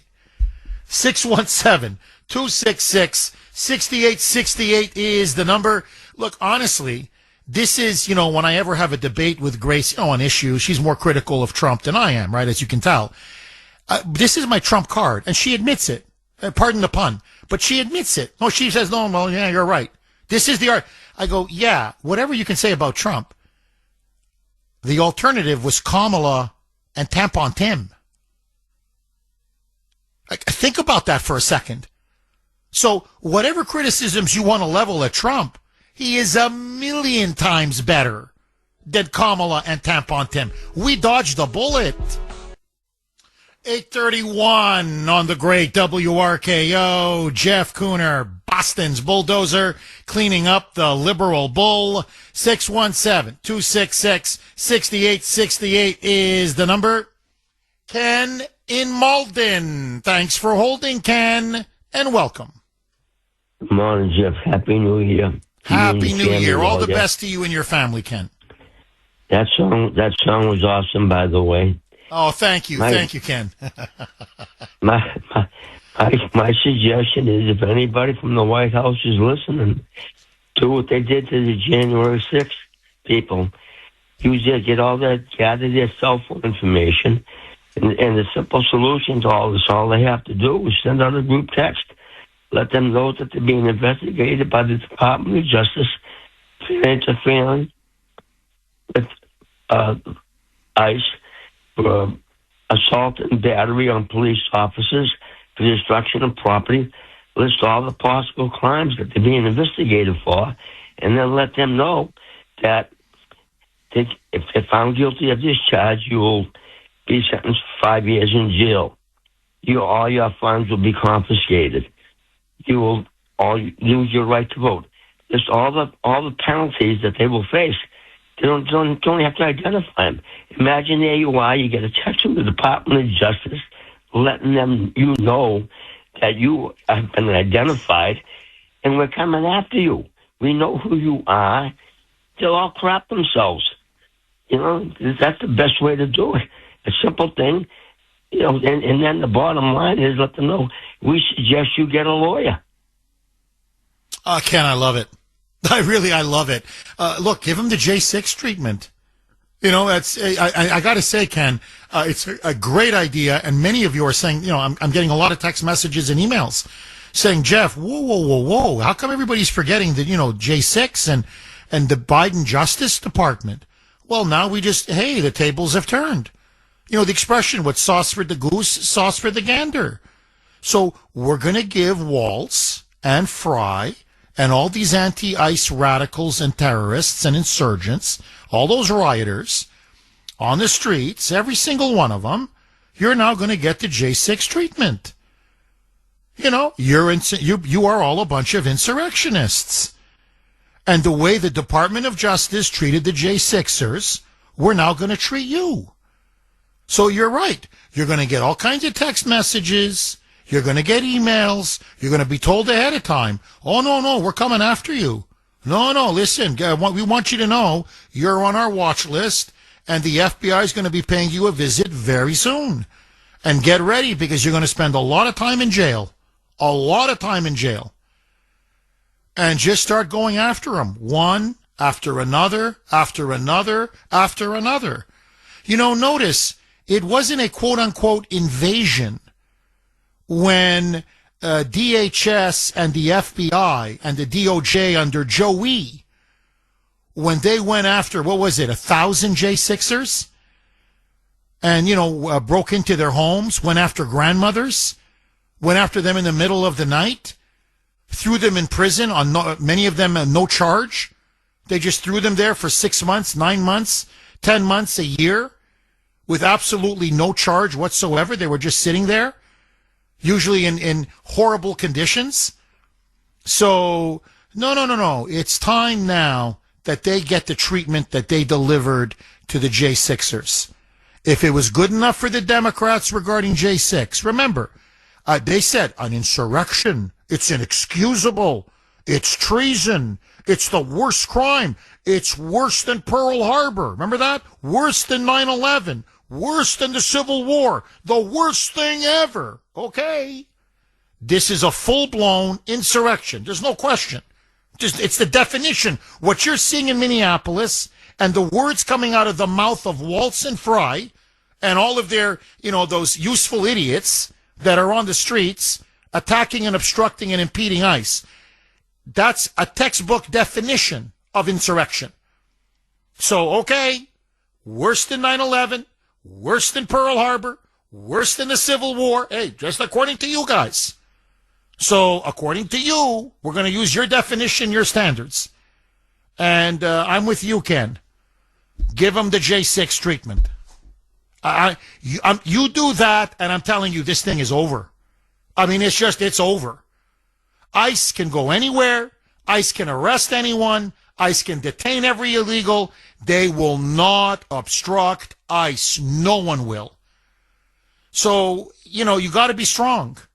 And I know there are many more moderate people out there, and I understand. I get it, Ken. I really do. Who say, Maggie was saying, Jeff, that's DEFCON 1. That's going, I don't know if you should invoke the Insurrection Act. I get it. But to have law and order restored, you need to be strong. To put down a political insurgency, you have to be strong. To restore the Constitution and break the back of these treasonous Democrats, you have to be strong. You need to show strength. And I believe this is Trump's moment. And the Insurrection Act is the definition of strength. Ken, thank you so much for that call. Really good call. Sal in the Merrimack Valley. Thanks for holding, Sal, and welcome. Sal? All right, I don't know if we lost Sal or we have him. We don't have him, Mike? All right, let's see if we can reconnect with Sal. Mags in New Hampshire. Mags, as always, thanks for holding and welcome. Good morning, Jeff, and thanks always for taking my call. I really appreciate it. My pleasure. My pleasure. I really don't understand. I'm kind of confused about a lot of things lately because if I was the person out there, I've never been in trouble, I've never been arrested, I've lived I'm very fortunate that I did lived the American dream, but I've worked my butt off of that. But if I was the one out there doing what they're doing now against ICE, I would be arrested and prosecuted. And I just don't understand why none of this is happening. I mean, I understand, let's, do the Insurrection Act, blah, blah, blah. But why should we have to? We have laws in this country that are supposed to protect us. And they're not, for some reason, it seems like we're a lawless country, and I don't understand that. Mags, you're right. No, really, look, you're right. Philosophically, in theory, you're completely right. We have federal immigration laws. They're breaking the federal immigration laws. ICE is the federal law enforcement agency to enforce federal immigration law. Like, this is an open and shut case. It's black letter law. And local governments, state governments, governors, mayors have no say, no authority, no jurisdiction on immigration. They don't. It's clearly a federal power under the supremacy clause of the Constitution. Okay? Some things it's a mix.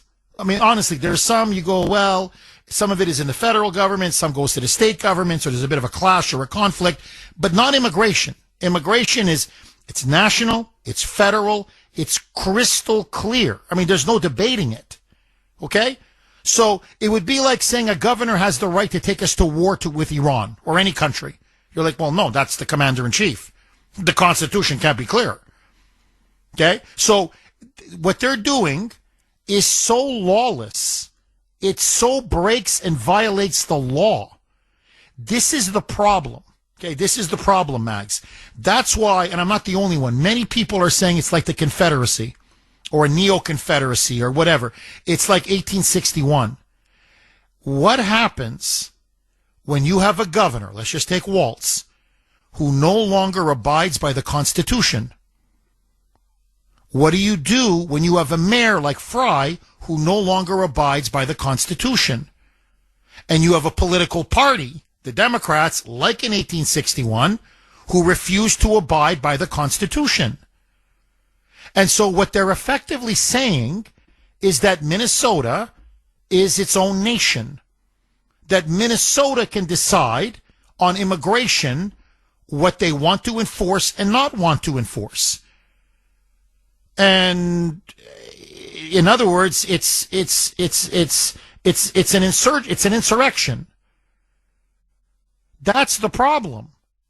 That's why ICE is saying, look, law, it's not just that they're not helping. That's fine. They don't have to help. They don't want to cooperate. That's fine. They don't have to cooperate. But they're actively obstructing us. In fact, the governor and the mayor are telling people, go on the streets, organized resistance, impede them, challenge them, confront them, block them, sabotage them. If you need to, fight with them. Remember, Walt said he was calling up the National Guard to fight ICE. You have Jacob Fry saying, we're thinking about ordering the police to fight ICE. In other words, we're going to turn the police department into a state militia, the National Guard into a state militia. It's treason. Lincoln did not want to go to war in 1861. People forget about it. He really didn't want to go. That wonderful spot, that bit that we played just in the last segment, I liked it a lot. I thought it was extremely well done. Well, the person who did it for me, he's a great friend of mine, big fan of the show, Smitty, as I like to call him. He's been texting me all morning, and he makes a fascinating point. And Lee, tell me if you agree or disagree. This is what this is on my personal cell phone. This is what he texted me. Jeff, why not go after the people who are funding all of this? Why is George Soros allowed to walk free? Why does he get to stir up all of this trouble without any consequence? By the way, he's completely right. These activists, these protesters, these rioters, they're all swimming in Soros money. Indivisible Twin Cities, Defense 612, all these NGOs, they're all funded by Soros. He's the money guy. offering them 15 to 18 bucks an hour. I'm not kidding. Overtime, bonuses, up to $1,500 a week. So part-time, full-time, doesn't matter. Just protest. So this is all, Soros is, to be accurate, the NGO is signing their checks, but Soros is giving the NGOs the money. So, as Bill Smith, Smitty as I call him, writes to me, Jeff, all this chaos is being funded. This is a job for a good number of these protesters. George Soros is paying for an insurrection, and he's getting away with it. And then he writes to me a bit later on, we're talking about, the Insurrection Act and what Trump needs to do and send in the troops and round up these anti-ICE rioters and start stripping people of their citizenship if they've been caught engaging in welfare fraud or immigration fraud. And Bill Smith again says, Jeff, it just seems to me we are twisting ourselves inside out over what's going on. If the funding is stopped, do you really think these people in Minneapolis are going to go out and protest in the cold, fight with ICE officers, ? And he says, can you imagine the reaction if there was a headline tomorrow morning and it read, George Soros arrested? So, in other words, what my good buddy is saying is, everything is fine. We're making very good arguments, on what needs to be done and the nature of the situation. But really just cut off the head of the snake. And who's the head of the snake? George Soros. Who's funding all this? Soros. Who's writing all these checks? Soros. This is not an organic protest movement. The anti-ICE movement is not a spontaneous, organic, real movement. It's coordinated. It's calculated. It's funded. It's astroturf. I'm looking at this. I'm just to be, you tell me if you agree or disagree. I'm looking at these images like yesterday. They're at ICE headquarters. They're waving these signs, the rise of the Fourth Reich, on and on. Impeach Kristi Noem, F ICE, ICE, get the blank out of Minneapolis. And they're clashing with these ICE agents. And tear gas is being thrown at them, and pepper balls, and canisters, and flashbangs, and then they're throwing rocks, and snowballs, and projectiles, and they're going back and forth, and it's freezing cold. And it's the middle of the day. It was about 1 o'clock their time, 2 o'clock our time. So it's 1 o'clock. It's the middle of the day, and I'm thinking, don't any of you have jobs? Don't you have to be at work? And then, of course, the answer is, this is their work. This is what they're paid to do. Because I'm saying to myself, who in their right mind? No, really. It is cold. It's cold here. It is cold in Minneapolis. It's cold, man. Okay, they're close to Canada. It's cold. So, in that freezing cold, I'm going to get tear gassed. I'm going to get pepper balled. I'm going to go engage and have street fights with ICE. Over what? Really, over what? And the other thing is, notice overwhelmingly, okay, I'd say 90-95% of the protesters, middle-aged and white.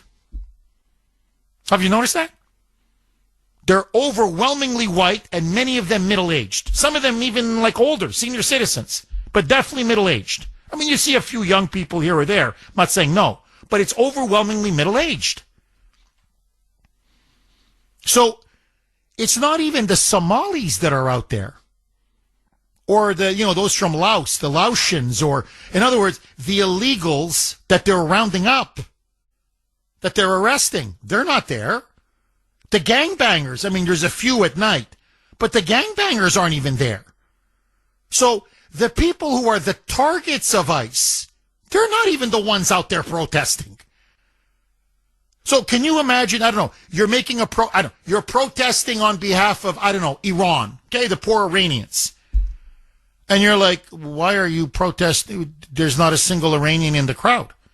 Do any of you have a contact with Iran? Or do any of you have relatives in Iran? Do any of you have no? So what's it to you? I mean, you may favor intervention, not favor intervention, but that you're actually going to go out onto the street and you're going to fight law enforcement and you're going to go out in the freezing cold and you're going to suffer tear gas? Like, why? In other words, if it directs you, if it impacts you or a family member or cousins or relatives, or okay, I get it. But otherwise, you're gonna risk your life for what? So they're paid. I think there's no question most of them are paid. They are Marxists. They are agitators. They are vigilantes. They are anarchists. They believe this stuff. But they're all hired guns. They're paid. And so why not go after the guy who's paying them? Because it's true. You cut off the funding. Is anybody going to be on the street? I don't think so. And it's over. Game, set, and match. Agree, disagree. 617-266-6868. Sal, we got him back. Sal in the Merrimack Valley. Thanks for holding, Sal, and welcome. If Trump's going to do it, he got to do it like this weekend, because you know Gavin Newsom and you know that fat guy from Chicago, they're going to be on clamoring about Trump, wants to do the Insurrection Act. He has to do it now. I don't care what anyone says. You can't go through the judicial system because it's corrupt, and Trump's going to probably get a corrupt judge who's probably going to knock it down. You can't try to meet with these people because they're unhinged, and they're not going to talk to Trump in his office because they're afraid of their shadows. And you can't defund these Soros groups, because I heard yesterday on another talk show that the Trump administration was thinking about doing that, and the rich donors in the Republican Party were telling them not to because they were afraid that they were going to go after them. So Trump really has no choice but to incite the Insurrection Act, put JD as a point man, do a fire chat this weekend and say, look, JD's the point man. This is what's going to happen. This is how we're going to do it. All your cities that are sanctuary cities better be, in line. And I think that's the way it's going to go. Sal, I think, I think he's going to have no choice. I mean, I know they're doing this dance now. They're toning it down and they're trying to seem conciliatory, and they're playing their games because they're getting devastated in the PR war. I mean, it's, they were some sympathy initially. They were able to whip up some sympathy for Renee Good. But now that you've got ICE agents being smashed in the face with shovels by illegal alien gangbangers, and Waltz and Frey are saying, we don't care, and we don't even want you to arrest the illegal alien gangbangers, people in Minnesota have had enough. I mean, what you're not hearing from the media. See, notice, Sal, they're interviewing the protesters. Well, yeah, of course. The protesters are going to give you the spin, their talking points, their propaganda. But notice, they're not interviewing ordinary Minnesotans, especially people who have to live or do business in Minneapolis. They don't want this. They're tired of this. They can't go to work. They can't go to a grocery store. Their kids can't go to school. Their businesses have been shut down now for, 10 days? I mean, by the way, their cars are all getting destroyed. Their vehicles are getting, vandalized and smashed. And this is starting to pile up. The economic damage is piling up. You've got people now petrified to go out on the street. And it's not because of ICE. It's because it's street to street, block to block fighting. It's as they say, look, streets are barricaded and the place resembles a war zone. So, who wants to live in that kind of an environment? So Frey's starting to feel a lot of pressure, and Waltz is feeling a lot of pressure. Like, you're turning our state into a hellhole. Like, honestly, Sal, this is not going to bring more tourists to Minneapolis, or more tourists to Minnesota, or more investment to Minnesota. Like, this is not a good look. Well, that's a good point, Mike. I mean, it's so cold. I'm not trying to be insulting. It's a beautiful state. But, you know, in January and February, it's so cold. I mean, who wants to go there anyway? You know, it's like basically almost like a tundra, how cold it is. But what I'm just saying is, this is not a good look. Like in the summer or in the fall or whatever, people are going to say, well, why should I go there? I mean, all the crazies are there. So I feel very bad for them. So I agree with you, Sal. I think he has no choice. And I think the longer he waits, the worse it is. You know, I'm a big believer, if you're going to move fast, move quick, be decisive. Don't linger, don't wait, because that only makes the situation worse. Sal, thank you very much for that call. I really appreciate it. Just my opinion. Agree, disagree. 617-266-6868. Look, what you can see from the Trump administration is there's a change. They're going on offense. They're going on offense by, surging more ICE agents. Thousands more are now going to be sent to Minneapolis. More DHS officials are coming in as well. But also rhetorically now, they're going on offense. They're not just threatening the Insurrection Act. I want you to listen now. This is Caroline Leavitt, press secretary yesterday. I mean, this was a masterpiece on her part. There's this left-wing, pro-open borders, anti-ICE Hill reporter. Okay, he's a leftist. Niall Stanach. And, and he's a typical inside the Beltway elitist. They're at the press conference, the press briefing, forgive me, yesterday, and there he is. You say ICE hasn't arrested American citizens, but last year 7 citizens were arrested, and of course one was shot in the head, meaning Renee Good. And so how could you be defending them? And she tore him a new one. She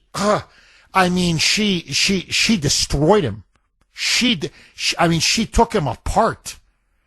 Listen now to Caroline Leavitt telling her and many of the media in the room, you guys aren't journalists. You're a bunch of left-wing Democrat hacks. Roll cut 1, Mike. Earlier, you were just defending ICE agents generally, and earlier on, Secretary Noem spoke to the media, and she said, among other things, that they are doing everything correctly. 32 people died in ICE custody last year. 170 U.S. citizens were detained by ICE, and Renee Good was shot in the head and killed by an ICE agent. How does that equate to them doing everything correctly? Why was Renee Good unfortunately and tragically killed? Are you asking me my opinion? Because an ICE agent acted recklessly and killed her unjustifiably. Oh, okay. So you're a biased reporter with a left-wing opinion. What do you want me to do? Yeah, because you're a left-wing hack. You're not a reporter. You're posing in this room as a journalist, and it's so clear by the premise of your question. And you and the people in the media who have such biases but fake like you're a journalist, you shouldn't even be sitting in that seat. But you're pretending like you're a journalist, but you're a left-wing activist. And the question that you just raised and your answer proves your bias. You should be reporting on the facts. She's right. She's absolutely right. And then she went on, by the way, to say, tell me, how many illegal aliens killed American citizens? Tell me. Have you reported on that? What's the number? You didn't know. I mean, she destroyed him. I'm telling you, intellectually and journalistically, she eviscerated him. And you're like, so tell me, she scorched him. So tell me, how many American citizens were murdered by illegal aliens under Joe Biden every year? Do you know the number? No, of course not, because you don't care. You don't care. Because the conclusion is already baked into the cake. You're with the Hill newspaper, which is an inside the Beltway liberal rag, and so ICE must be evil. Renee Good must be the hero or the heroine. And Trump is evil and Kristi Noem is evil. And that's it. That's your narrative. And the facts be damned. The truth be damned. Now, just quickly, listen now to Jacob Frey. This is why he needs to be arrested, okay? He previously came out and said that he wants to have police. Waltz and Fry recently came out and said that they believe that the police and the National Guard should be there to block and stop ICE, to turn on ICE. Now, they urge this, and they urge this. And now they're claiming, but this is what our residents want. Well, yeah, after you keep pumping their heads with these insane ideas. So you vilify and demonize ICE. You call for an insurrection against ICE. You suggest that the police should turn on ICE and that the National Guard should turn on ICE.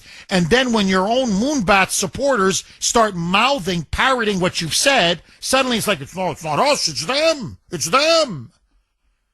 Listen now to Jacob Fry. Roll cut 18. Mike. We have residents that are asking the very limited number of police officers that we have to fight ICE agents on the street, to stand by their neighbors. Okay, that's civil war. Well, let's just be honest. I'm sorry. What is that? So you're going to take local law enforcement and then you're going to weaponize them into essentially now a state militia, and you're going to say, no, we are not going to enforce federal immigration law, and we are now going to turn police, and we're going to have them fight, his words, fight ICE on the streets. Bang, bang. And ICE is going to go back. Bang, bang. And we've got Fort Sumter. Okay, the opening shots of the Civil War, 1861. So this is what I mean when I say this guy is reckless, irresponsible. He is out of control. He's out of control. No mayor should talk like this, not in America. No governor should talk like this. Arrest him. Arrest him. Agree, disagree, 617-266-6868. Bob in Saugus. Thanks for holding, Bob, and welcome. Oh, thank you very much. Jeff, I wanted to pick up on that little football thing you were talking about. I have a quick story, and it has to do with a possible multiple loss of life in regards to football. My late uncle, who graduated Chelsea High School in 1939, got a scholarship to Holy Cross, played football. Well, in the 1942 Holy Cross BC game, BC was favored to win. They were a big powerhouse back then. And, who was this little college in Worcester? We'll kill them. Well, it didn't work out that way. Holy Cross cleaned their clock 55-12. Now, prior to the game, the Boston College called the Coconut Grove to make reservations to celebrate their win over Holy Cross. Well, they didn't win, so Holy Cross says, we'll go. We'll take the reservations. At that point, the mayor of Boston, Maurice Tobin, who the bridge is named after, stepped in, got on the radio, because that was the only means of mass communications. He was a Holy Cross alumni. When he found out the team won, he said, hey, guys, it's on me at the Parker House. Bring your girlfriends. We'll celebrate your win. Had the mayor not done that, I may have not had that uncle. Interesting. Yeah, well, Bob, look, it was a different time then, and I'll tell you this, they didn't tolerate stuff that we're tolerating today. Not even close. They just wouldn't, and because, these are people that were forged in the Great Depression. They were forged in World War II. You think you could get away then calling people Nazis and Gestapo after they had fought the real Nazis and the real Gestapo and the real Hitler? I mean, they would have laughed you out of the room. They would have said, you're crazy. You're insane. Now, anybody the left disagrees with, they call a fascist. Anybody the Democrats disagree with, they call a Nazi. I mean, this is how far they've fallen. But no, look, the larger point is just this. What they have to understand now is that actions have consequences. And Waltz and Fry have crossed the Rubicon a long time ago. But now you can't put this genie back in the bottle. And so they can call all they want now. Let's lower the temperature. We want peace. Let's end the chaos. Who started it? You did. Who unleashed the chaos? You did. Who put these protesters and rioters on the streets? You did. Who was blocking and impeding law enforcement? You. So, I'm sorry, you made your bed, you've got to lie in it. Now, are we going to hold these people accountable for once or not? Because when you have a mayor who's now openly talking about the police engaging in street battles and fighting ICE agents, I'm telling you, you're asking for bloodshed. And if you keep asking for blood, you're going to get blood. 617-266-6868 is the number. By the way, to be fair, when Fry was holding that press conference, behind him was the Minneapolis police chief, Brian O'Hara, who I'm not a big fan of. He's a coward. He's a gutless little hack. He's the one that's told his men to stand down and allow ICE to be attacked and their vehicles to be destroyed and vandalized. But even he, when he heard Fry going on about, well, maybe, local police will start fighting ICE agents. You know, his eyes were like, when your head goes back, you can't say anything, but he's like, his head went back. You can look at his eyes, like the way, you look at someone and you can read his face. It's like, this guy's crazy. Like, this guy's a crazy moron. Like, you think my men and women are going to start shooting at ICE? What are you, like, you belong in a mental asylum. What are you on drugs? What are you smoking, man? Now, this is not some guy in a two-mule town. Let's go to Victor in Maryland. Thanks for holding, Victor, and welcome. Morning, Jeff. Good morning, America's talk show host. Thank you, Victor. How are you, my friend? Oh, I'm hanging in there with my medical issues. I hope to have some, well, I won't go into it, but anyhow, I've been calling the White House comment line 2 or 3 times a day for the last week or so. The phone number there is 202-456-1111. They open up at 10 o'clock, and I've been calling them and saying, what is Trump waiting for? Declare insurrection. So that's one way for Kuhner country. Just get on the White House comment line, make your comments known, and maybe we can do something, because I am really sick and tired, and I feel like saying to Trump, what are you waiting for? Do it now. Victor, let me ask you this. I'm with you all the way. He's got to do it. I think he will do it, to be fair, probably this weekend, but we'll see. But I think you're dead on, Victor. He's got to do it for many, many reasons. A, to get control of the situation. B, to set an example to others. And C, to prevent this from spreading. They have forced his hand, and now he's got to go all in. But, Victor, I want to ask you this, because the stuff that's coming out of Minnesota, no, really, it's so deranged. It's so disconnected from reality. It's so crazy. It's so kooky. It's so insane. There's just no other word. It's insane. You've got a lot of moonbats down there where you live in Maryland. Okay, Maryland's it's a blue state. There's a lot of crazies down there. Here in Massachusetts, there's a lot of crazies, a lot of left-wing lunatics. California, big-time left-wing lunatics. New York, Mamdani, ay. So, he's an Islamo-communist. But, Victor, I gotta ask, the crazies in Minnesota, at least when you look at Fry and Ilhan Omar and Tim Waltz, Does Minnesota have the craziest left-wing lunatics in the United States? Seriously, are their moonbats even crazier than, say, your moonbats or my moonbats or the moonbats out on the West Coast?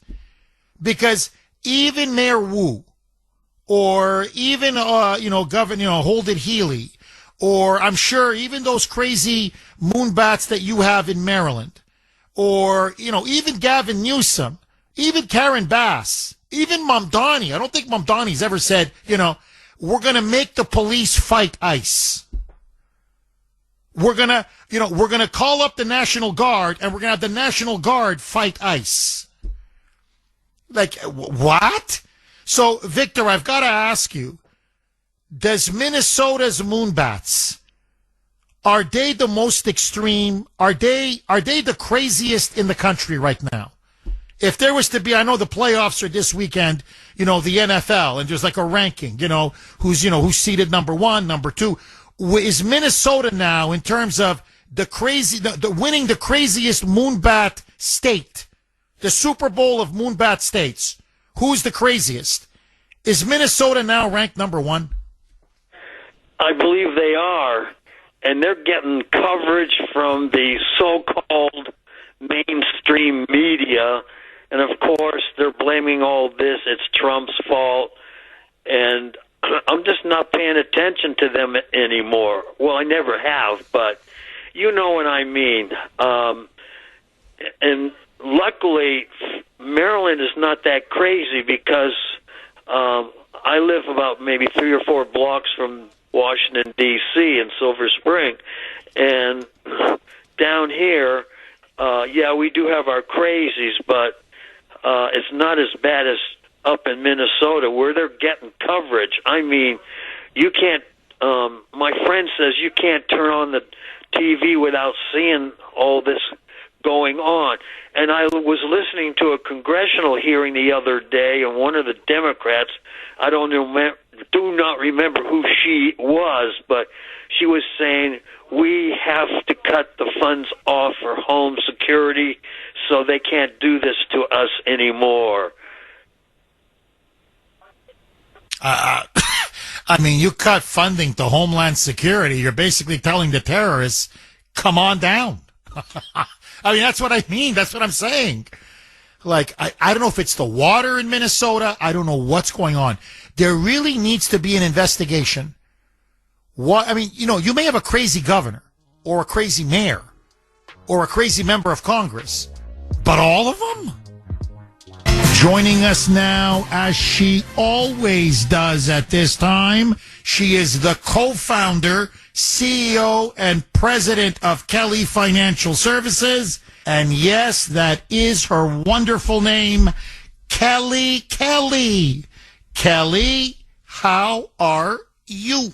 Good morning, Jeff. I am good. As we get into 2026, a lot of people feel pressure to do something with their money, especially when headlines are loud and uncertainty feels constant. And what we see time and time again is that people don't run into challenges because they lack information. They run into challenges because they drift away from basic financial principles when fear starts to influence decisions. Things like spending discipline, diversification, controlling costs, and behavior. These are not exciting ideas, but ignoring even one of them over time can quietly cost a family hundreds of thousands, even millions of dollars. That's why our team will be spending time talking through what we call the 12 financial principles that matter most for 2026, a framework that reminds people that long-term success is built on fundamentals, not predictions.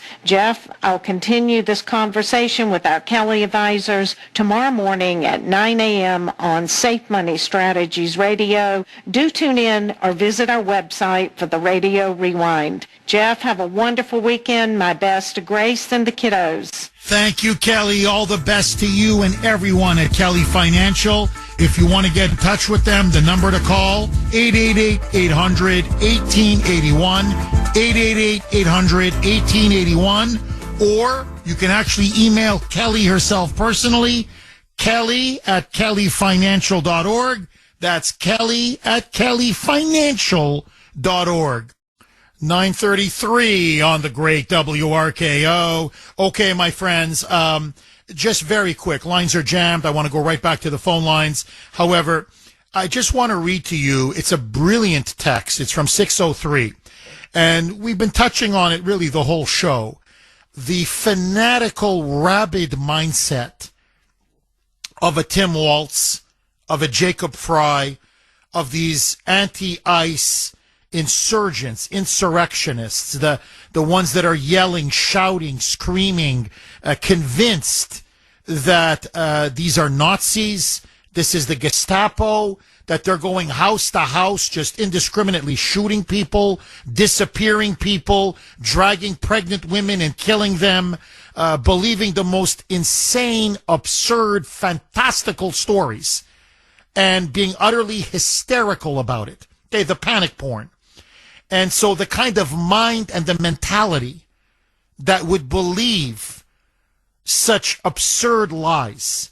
And I think the mindset is perfectly nailed in this text from 603 up in New Hampshire. Jeff, I have a term for the thought process that these liberals suffer from, where no matter how fantastical and no matter how disprovable, they will believe anything this political cult tells them. And that's the boogeyman under the bed mentality. When I was a child, I was scared of the dark, and I was convinced that the boogeyman was under my bed. It didn't matter how many times my parents explained to me that the boogeyman wasn't under my bed, or looked under the bed with me to show me he wasn't there. And even though I had never seen him or even heard him, every time they left the room and I laid in my bed, I was convinced the boogeyman was going to come out and get me. This is the irrational mindset that these liberals have. And the Democrat Party knows it. So they capitalize on playing on their fears. The only difference is that I was a little child with a child's mind. And these are full-grown adults, but with child's minds. You know, that is so true and so profound. Just very quick, when you look at these protesters, and even when you look, say, at a Jacob Fry, you look at his face, you look at his eyes, or you look at Tampon Tim, don't they look to you like they have, the irrational glare in their eyes? Don't they look that they have that crazy in their eyes? That fanatical, irrational, but not just that. Don't they look to you like they have children's minds? Like, in other words, the way they talk, the way they reason, the way they behave. And I don't just mean a lack of maturity, but almost like the stunted minds of a child. They throw temper tantrums like children. They accept and believe in lies that only children could believe. This boogeyman mentality, I think 603 really nailed it. The boogeyman is under the bed. The boogeyman is under the bed. But you've never seen the boogeyman. You've never heard the boogeyman. Look under the bed. There's no boogeyman. That's what they're doing now with ICE. And look, I mean, they're tearing a city apart. They've got enough people petrified, traumatized, terrorized, that Trump now is on the verge of invoking the Insurrection Act, because that's how much things have spiraled out of control. It's like a form of mass collective psychosis. Lisa in New Hampshire. Thanks for holding, Lisa, and welcome. You. Hi, Lisa. Happy New Year. Thank you. All the best to you and your family, Lisa. Thank you. Unfortunately, I don't really think he has a choice now, because he did make that post yesterday. And I think he made the post hoping that they know if he made the post, he will follow through. So he was hoping the temperature would come down. He knew that there was a chance it wouldn't, but he probably had his fingers crossed, right? Saying, well, they know I said I'll bomb here, and I did, and they know what we're capable of, and they know I don't play games. Maybe with a little luck, they'll listen. But they're so rabid, and they're so far gone, and he is their boogeyman, so that boogeyman is real to them. And when you have the governor and the mayor and the jellyfish police, you're fighting against the wind anyway with everything he's done. So this isn't even about Minnesota. This is about the fact that if he doesn't shut this down now, they're going to go, oh, he's all talk. And, this is seen all over the world. We do have the most important year in the last 50 years. We're about to have celebrations all over the country. We're about to have the Olympics and the World Cup. And there's some big deals going on. And this poor guy's going, how are we going to do that when these crazy people are everywhere? That's number one. And number two, he can't let these cities think that if they do this, we're going to stop, and that immigration is not going to, deportation isn't going to happen. So they are playing chicken with him, and they are pushing him because they want him to be the president for the first time in decades to use the Insurrection Act, so they can say what they've been saying about him all along is true. He's a tyrant. He's a dictator. He makes, blah, blah, blah. So this is all on purpose. Interesting. Lisa, look, I can just tell you this. There are media reports now this morning in multiple papers, and they're citing Republican sources. And I think I know who they're referring to. But anyway, I don't want to name names. But apparently you've got Senate Republicans, House Republicans. They are furiously calling Trump. I mean, his phone is lit up. They are urging, they're practically begging him not to invoke the Insurrection Act. They're petrified it's going to kill them in the midterms. This is what they're telling Trump, that it's going to play into the left's hands, that it's going to, what you sort of said, that it's going to, feed into the left's narrative that, look at you, you are a dictator, you are a strong man, you're the first president in decades to have invoked the Insurrection Act. You're now going to put U.S. troops on American soil. Oh, my God, this is a junta. This is a military dictatorship, a military occupation. And so they're saying don't do it. There's other ways if you want to put more pressure on Waltz and on Fry, but don't go nuclear. Don't go to DEFCON 1. I'm just curious, Lisa, if you had the president's ear, you were his Stephen Miller, you're his top advisor. He says, Lisa, a lot of people are telling me invoke the Insurrection Act. I've got many Republicans telling me don't do it. What would you recommend in the end? Would you say invoke or not invoke? I would say, sir, I wish you didn't come to this, but you have no choice. This is what happened in 2020. I agree. And you're talking about 2020. He let that go on with COVID. He let it go on too long. 617-266-6868. Jerry on the Cape. Thanks for holding, Jerry, and welcome. Comrade. Comrade, how are you, my friend? I am well. Здравствует. Comrade, if you ask me, here's what I would do. I would not invoke the Insurrection Act. I would send in the U.S. Marshals. Time of the month, Tim. The little genuflector, Jacob Fry, and the wife beater, Keith Ellison. You grab them up and you send them on a nice vacation down to beautiful Guantanamo Bay, Camp X-Ray, Camp Justice, and Camp Delta. And you hold them. There's no habeas corpus, Jeff. They can cry all they want. You just hold them there indefinitely. Indefinitely. Now, Jerry, comrade, I'm just curious. Why are you reluctant to use the Insurrection Act? Broad brush to paint Donald J. Trump as a dictator, as Hitler, as an authoritarian. See, we knew this was going to happen. We knew. He'd be playing right into their hands, Jeff. I'm not worried about the midterms as much as I'm worried about them just bashing the hell out of the president. Interesting. So you're saying don't go to DEFCON 1. There are other options, correct?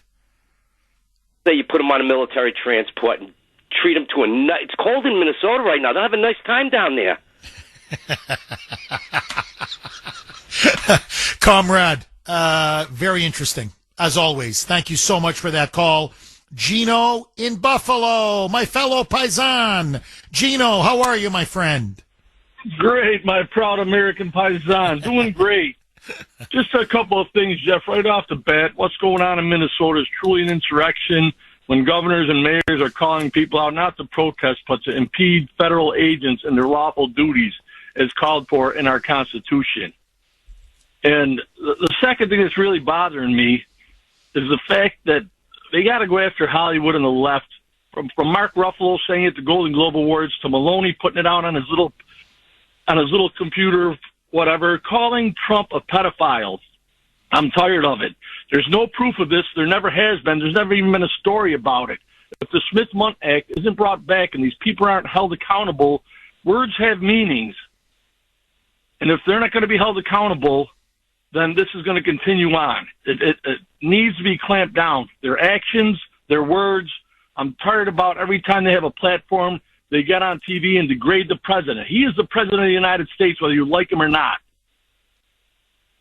It offends me. Gino, you're not 100, you're 1,000% correct. Gino, it's defamation. It's defamation.